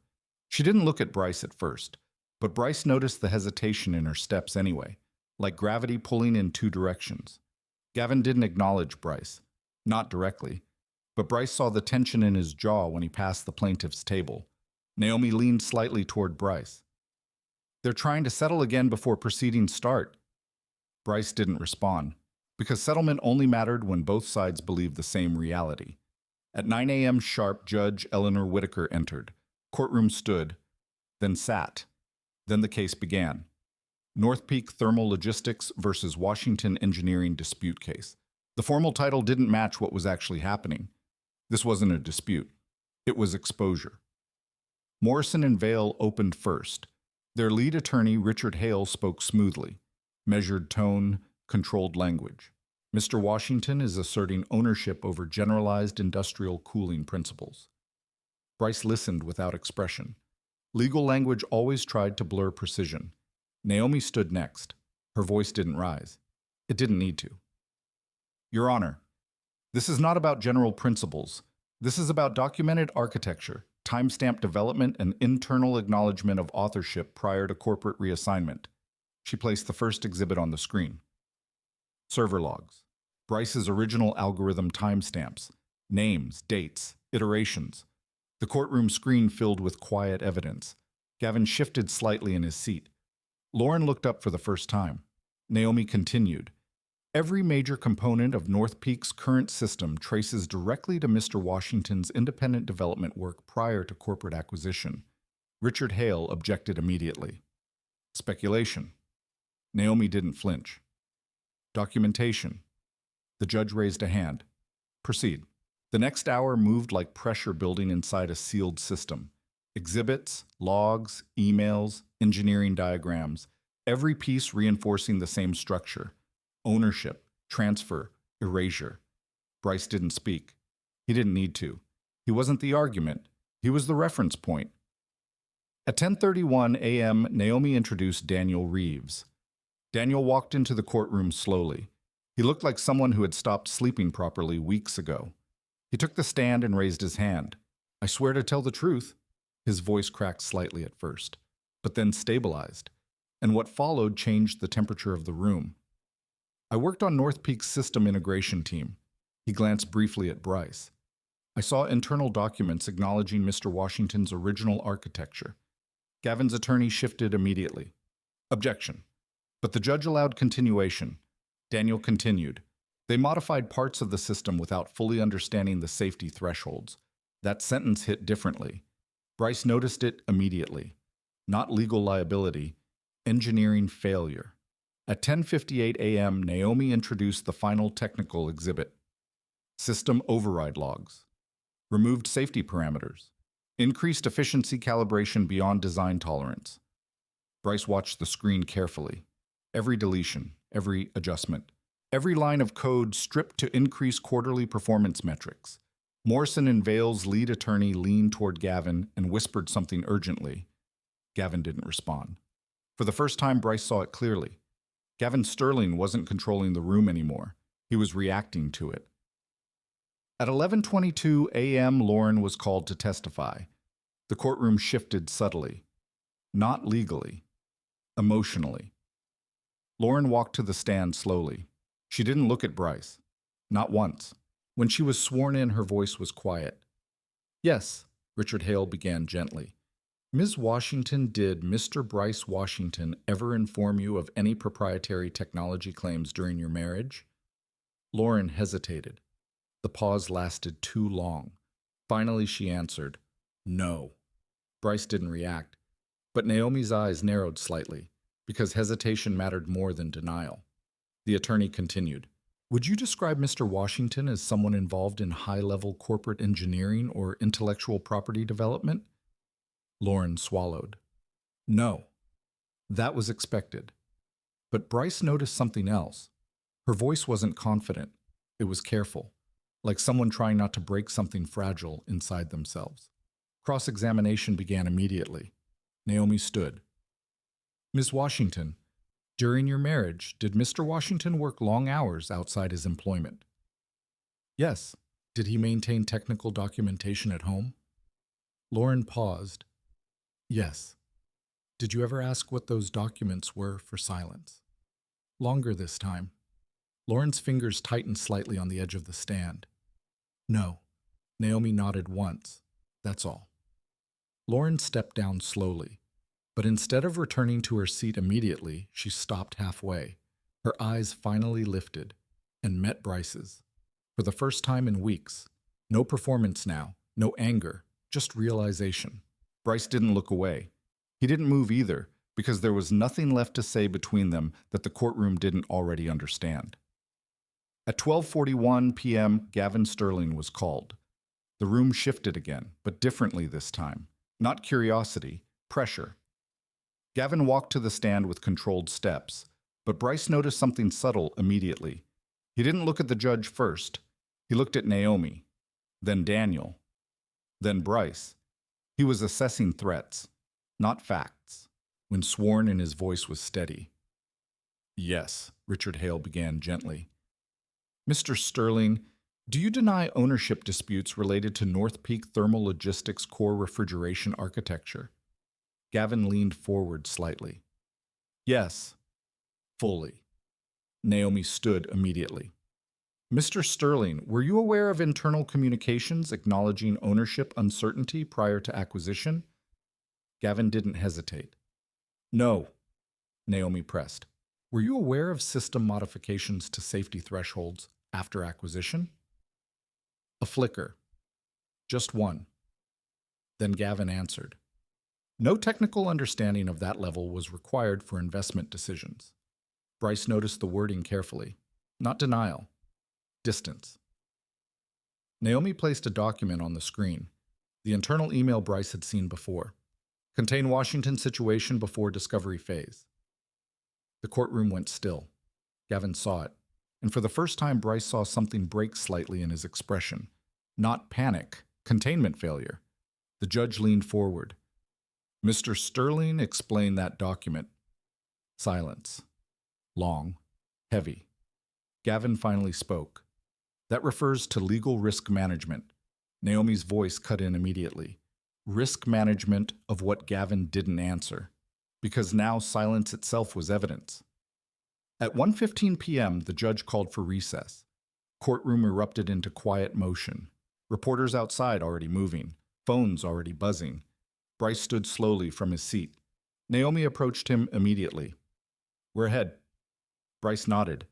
But he wasn't watching Naomi. He was watching Gavin Sterling across the room. For the first time, Gavin wasn't looking at Bryce like a problem. He was looking at him like a source. Lauren passed between them silently on her way out. But before she left, she paused near Bryce. Very briefly. You were right, she whispered. Bryce didn't ask about what. Because it didn't matter anymore. Right or wrong had already been recorded. Lauren walked away into the hallway without looking back. Gavin followed moments later with his attorneys, but Bryce stayed seated for a moment longer in the emptying courtroom, listening to the silence settle, because he understood something important now. This case was no longer about him. It was about what happens when systems built on stolen precision finally start revealing their missing parts. and Bryce Washington had built the missing parts. Every single one of them. The verdict was not delivered that day. Court cases rarely ended when people wanted them to. They ended when systems finally ran out of ways to delay truth. But everyone in that courtroom understood something had already shifted. The balance was gone. That night, Denver didn't feel the same.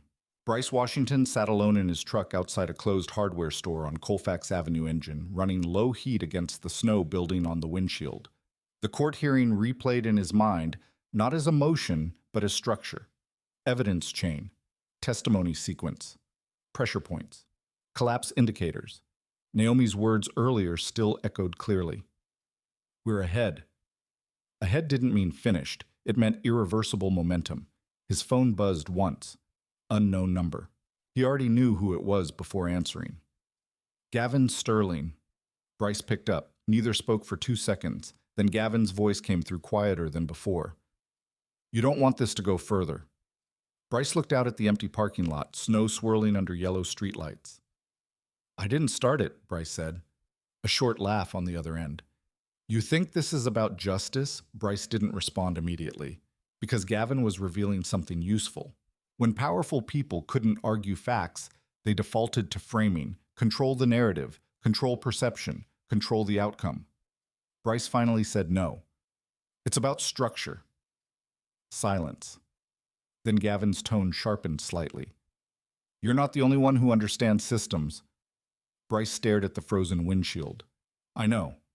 That answer seemed to unsettle Gavin more than expected, because Bryce didn't sound impressed or intimidated, just factual. Gavin continued. My legal team is preparing counterclaims. We can bury this in years of litigation. Bryce nodded slightly to himself. That's possible. Another pause. Bryce added, it won't fix the imbalance. That word again. Imbalance. Gavin didn't like it. You're enjoying this, Gavin said finally. Bryce looked at the snow accumulating on his wipers. No. What then? Bryce thought carefully before answering. I'm observing what happens when shortcuts reach expiration. The call ended abruptly. Bryce didn't react. He simply placed the phone on the passenger seat and turned off the engine. Silence filled the truck immediately. Outside Denver moved without caring. Inside North Peak headquarters, however, nothing moved calmly anymore. At 6:10 a.m. the next morning, Naomi called Bryce before sunrise. They've started restructuring internally, she said. Bryce was already awake. He always was now. Gavin, he asked, still in Denver, but his legal team is splitting. Morrison and Vale wants distance. Bryce sat at the edge of his bed. That means pressure is increasing. Yes. A pause. Then Naomi added something important. Frontier National officially downgraded Sterling Capital's credit risk profile. Bryce exhaled slowly. That was the real trigger point. Banks didn't react emotionally. They reacted to exposure probability. Once downgrade began, everything else followed automatically. Bryce stood and walked toward the kitchen. What about North Peak? Naomi hesitated slightly. Their freezing expansion deployments in 3 states. Bryce stopped pouring coffee for a moment. That fast? Yes.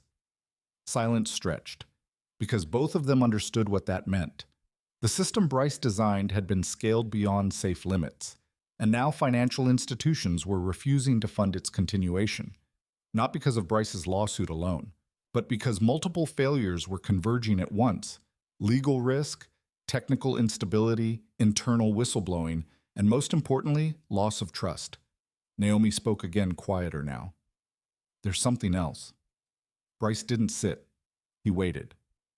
Lauren requested a formal statement from your legal team. Bryce frowned slightly. Why? She claims she may have relevant testimony about Sterling Capital's internal communications. Bryce remained still. That was unexpected. Not emotionally, structurally. Lauren was no longer just collateral damage. She was now a potential variable in legal discovery. Bryce asked, is she cooperating? Unclear. Naomi paused. Her lawyer says she's unstable. Bryce almost laughed quietly. That's convenient. Naomi didn't respond immediately. Then she said, be careful with her. Bryce looked out the kitchen window. Snow still falling in slow silence across Lakewood. I always am. At 9:47 a.m., Bryce arrived at North Peak's Denver facility for what would become the most unstable operational day since the lawsuit began. Marcus met him at the entrance with unusually serious expression. You saw the news? Bryce nodded. Everybody's talking about shutdown risk. Marcus lowered his voice. Half the supervisors are thinking about transferring out. Bryce walked past him toward the control systems. That's predictable. Marcus followed. You don't sound worried. Bryce opened a panel and inspected the thermal regulation module. Worry doesn't fix instability. Inside the facility, systems were already behaving differently. Temperature cycles fluctuating, compressor load inconsistencies, emergency thresholds nearing tolerance limits. Not failure yet, but stress signals everywhere. Bryce adjusted a calibration node carefully. They reduced safety margins again, he said quietly. Marcus frowned. Why would they do that now? Bryce didn't look up. Because they're trying to keep output stable while financing is collapsing. Marcus blinked. That sounds insane. Bryce closed the panel. It's standard behavior when leadership is panicking. At 11:12 a.m. alarms briefly triggered in a secondary refrigeration bay. Not catastrophic, but enough to draw attention. Technicians moved quickly.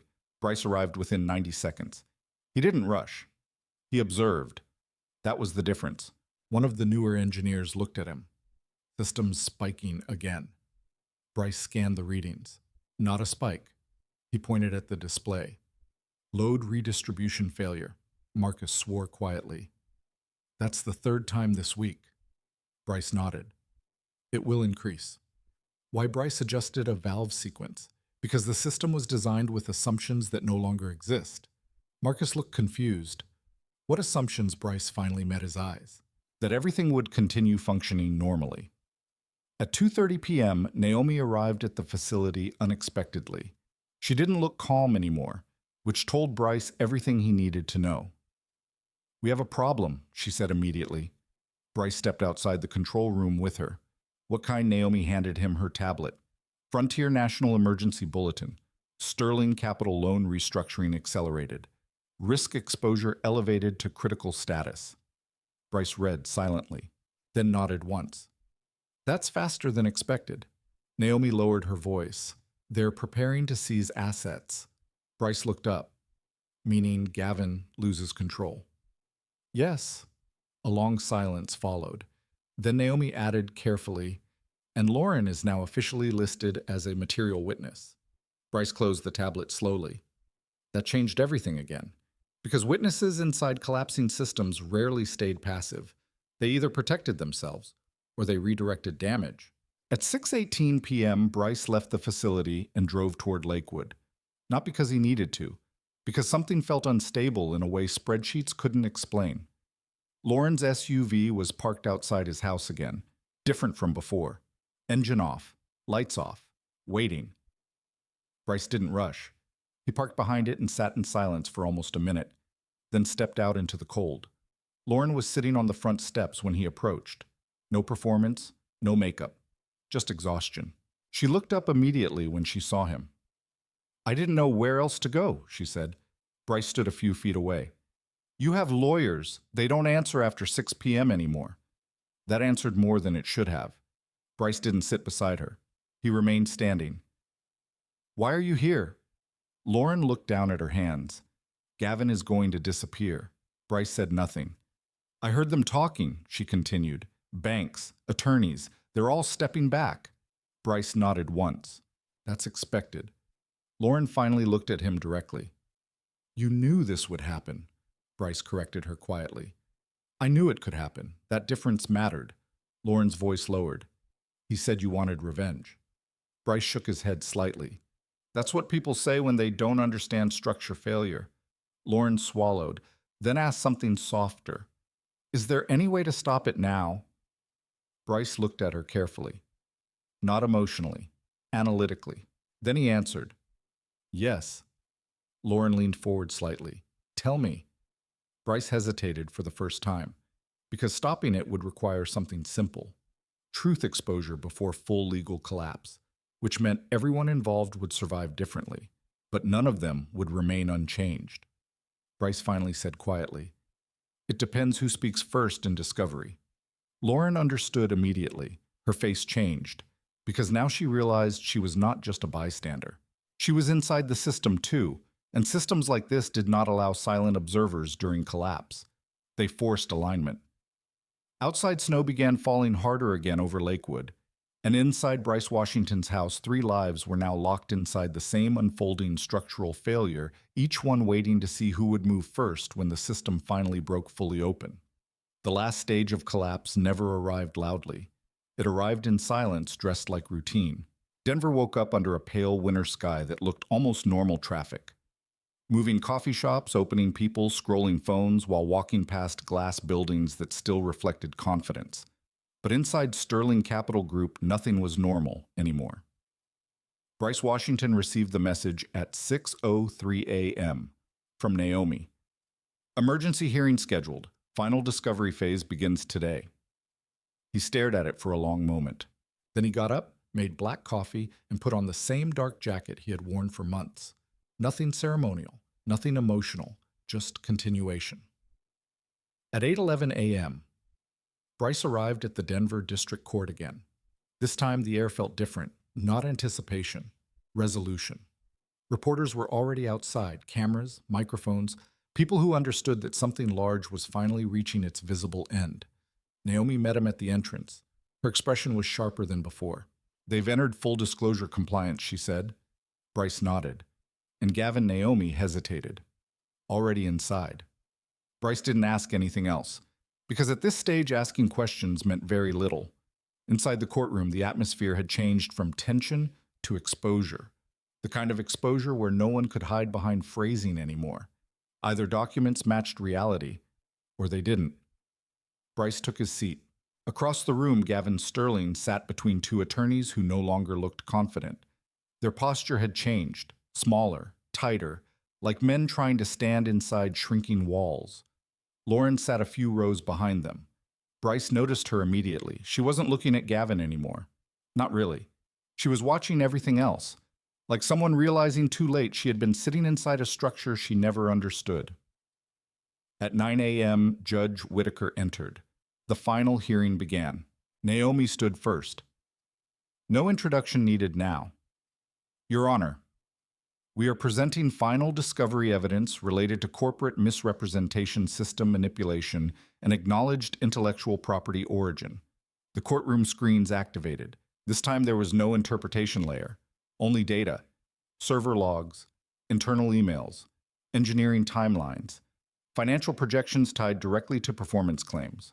Every line of North Peak's expansion strategy connected back to Bryce's original system architecture. No ambiguity left. Morrison and Vale attempted objections, but they came slower now, less forceful, more procedural, like routine resistance against something already decided. Then Naomi introduced the final exhibit, a consolidated audit report from Frontier National Bank. Bryce watched it appear on screen.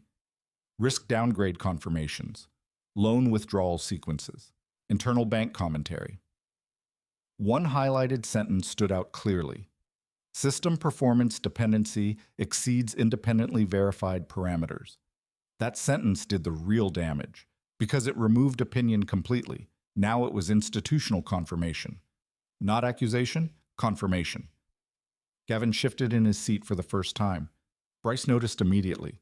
Small movement, but meaningful. Naomi continued, "This is not a dispute over ownership alone. This is a failure of disclosure integrity tied to financial exposure across multiple institutions." The word exposure landed heavily, because exposure meant accountability, and accountability meant consequences. At 10:14 a.m., Daniel Reeves was called again. This time, his voice was steadier, less fear, more exhaustion. He described internal meetings, ignored warnings, safety parameter removals, each sentence reducing distance between engineering decision and real-world consequence. At one point he paused and looked directly at Bryce. "I tried to escalate concerns," he said quietly, "but it was already beyond me." Bryce gave no reaction, not because he didn't care, but because he understood something Daniel didn't need to explain anymore. Individual resistance inside large systems rarely mattered once structural momentum began. At 10:58 a.m., Lauren was called again. This time she walked to the stand differently. Slower. Heavier. Like someone carrying too many versions of the same memory. Richard Hale began. Ms. Washington, did you have awareness of any internal disputes regarding North Peak's technological claims during your relationship with Mr. Sterling? Lauren hesitated. Longer this time, then answered softly. Yes. A ripple moved through the courtroom. Bryce didn't move. Naomi didn't react. But Gavin did. Just slightly. Lauren continued, voice shaking now. I heard conversations, legal discussions. He said it would be handled before anything became public. Naomi stepped forward, handled how Lauren swallowed. He said it didn't matter who originally built it as long as control stayed intact. Silence. Heavy. The kind that removes illusion completely. Lauren's voice dropped further. I didn't understand what that meant at the time. Naomi nodded once. No further questions. Lauren stepped down slowly, but instead of returning to her seat, she paused halfway again. And this time she looked at Bryce. Really looked. Not the man she left, not the man she underestimated, but the structure she never saw. Her lips parted slightly, then closed, and she sat down without speaking. At 11:36 a.m., Gavin Sterling was recalled. This time there was no performance, no confidence walking, just movement, controlled, but visibly constrained. He took the stand again, swore again. But the room already knew something had changed. Naomi stood. Mr. Sterling, did you knowingly proceed with expansion financing while internal documents confirmed unresolved intellectual property claims? Gavin answered immediately. Yes. The answer hit harder than expected, not because it was surprising, because it was final. No avoidance, no framing, just admission. A few people in the courtroom shifted. Investors in the back row stopped moving entirely. Naomi continued, did you instruct teams to accelerate deployment despite flagged safety concerns? Gavin hesitated, a fraction longer than before, then answered, yes. That second yes changed everything, because it moved from ambiguity into intent. The judge leaned forward slightly. Mr. Sterling, explain your rationale. Gavin looked briefly at Bryce, then back to the judge. Expansion required timing alignment with market conditions. Bryce finally spoke for the first time, quietly. That's not a safety answer. The courtroom went still. Gavin turned toward him, and for the first time the mask cracked. Not loudly, not dramatically, just enough to show what was underneath. Pressure, real pressure. Naomi placed the final document on screen. Emergency internal memo from North Peak Engineering Division. System instability warnings during peak load simulations. Probability of thermal failure under extended operation high. The courtroom didn't react outwardly, but internally everything shifted, because now the system wasn't theoretical. It was predictable failure under documented conditions. The judge called for a short recess at 12:10 p.m. But nobody in the room moved like they believed this would continue much longer. Outside the courtroom, Lauren stood alone in the hallway. Bryce walked out seconds later. She saw him and stepped forward immediately. Not fast, not desperate, just careful. I didn't know it would go this far, she said. Bryce stopped, looked at her. And for the first time there was no distance in his expression, only clarity. It didn't go far, he said quietly. It was always here. Lauren's eyes filled slightly.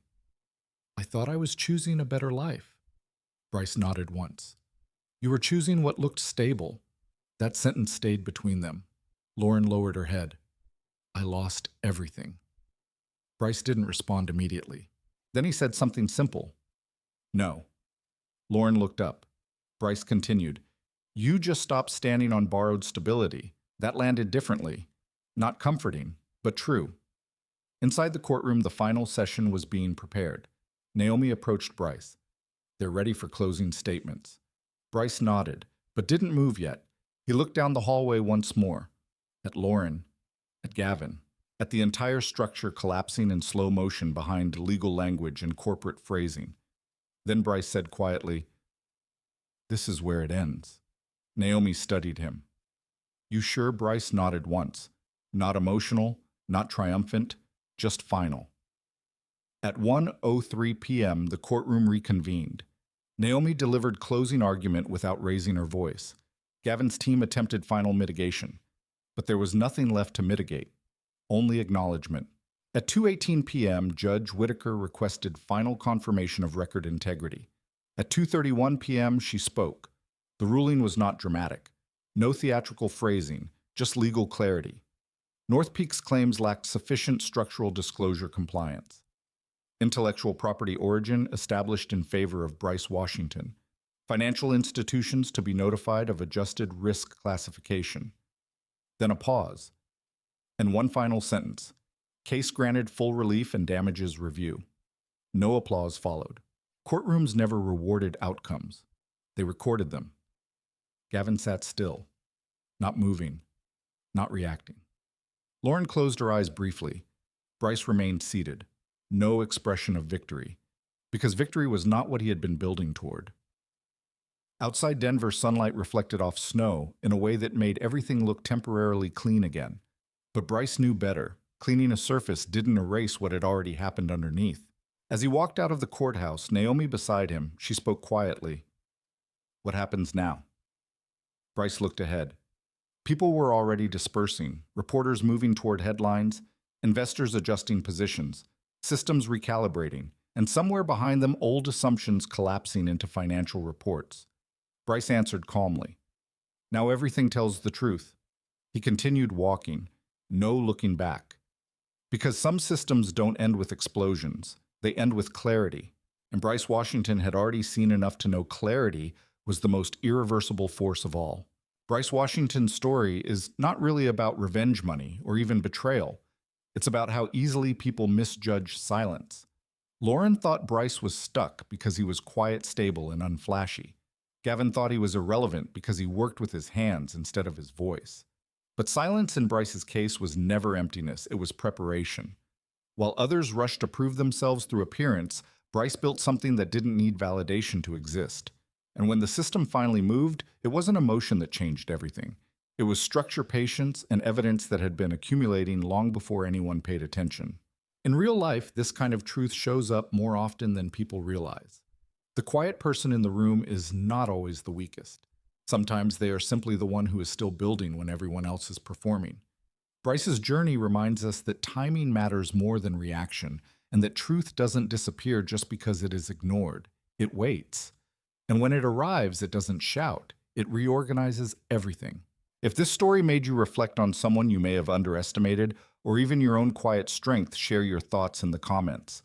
Where are you watching from, and what time is it for you right now? I read as many as I can. And if you enjoy stories like this, slow burn emotional, and grounded in real consequences, subscribe to the channel.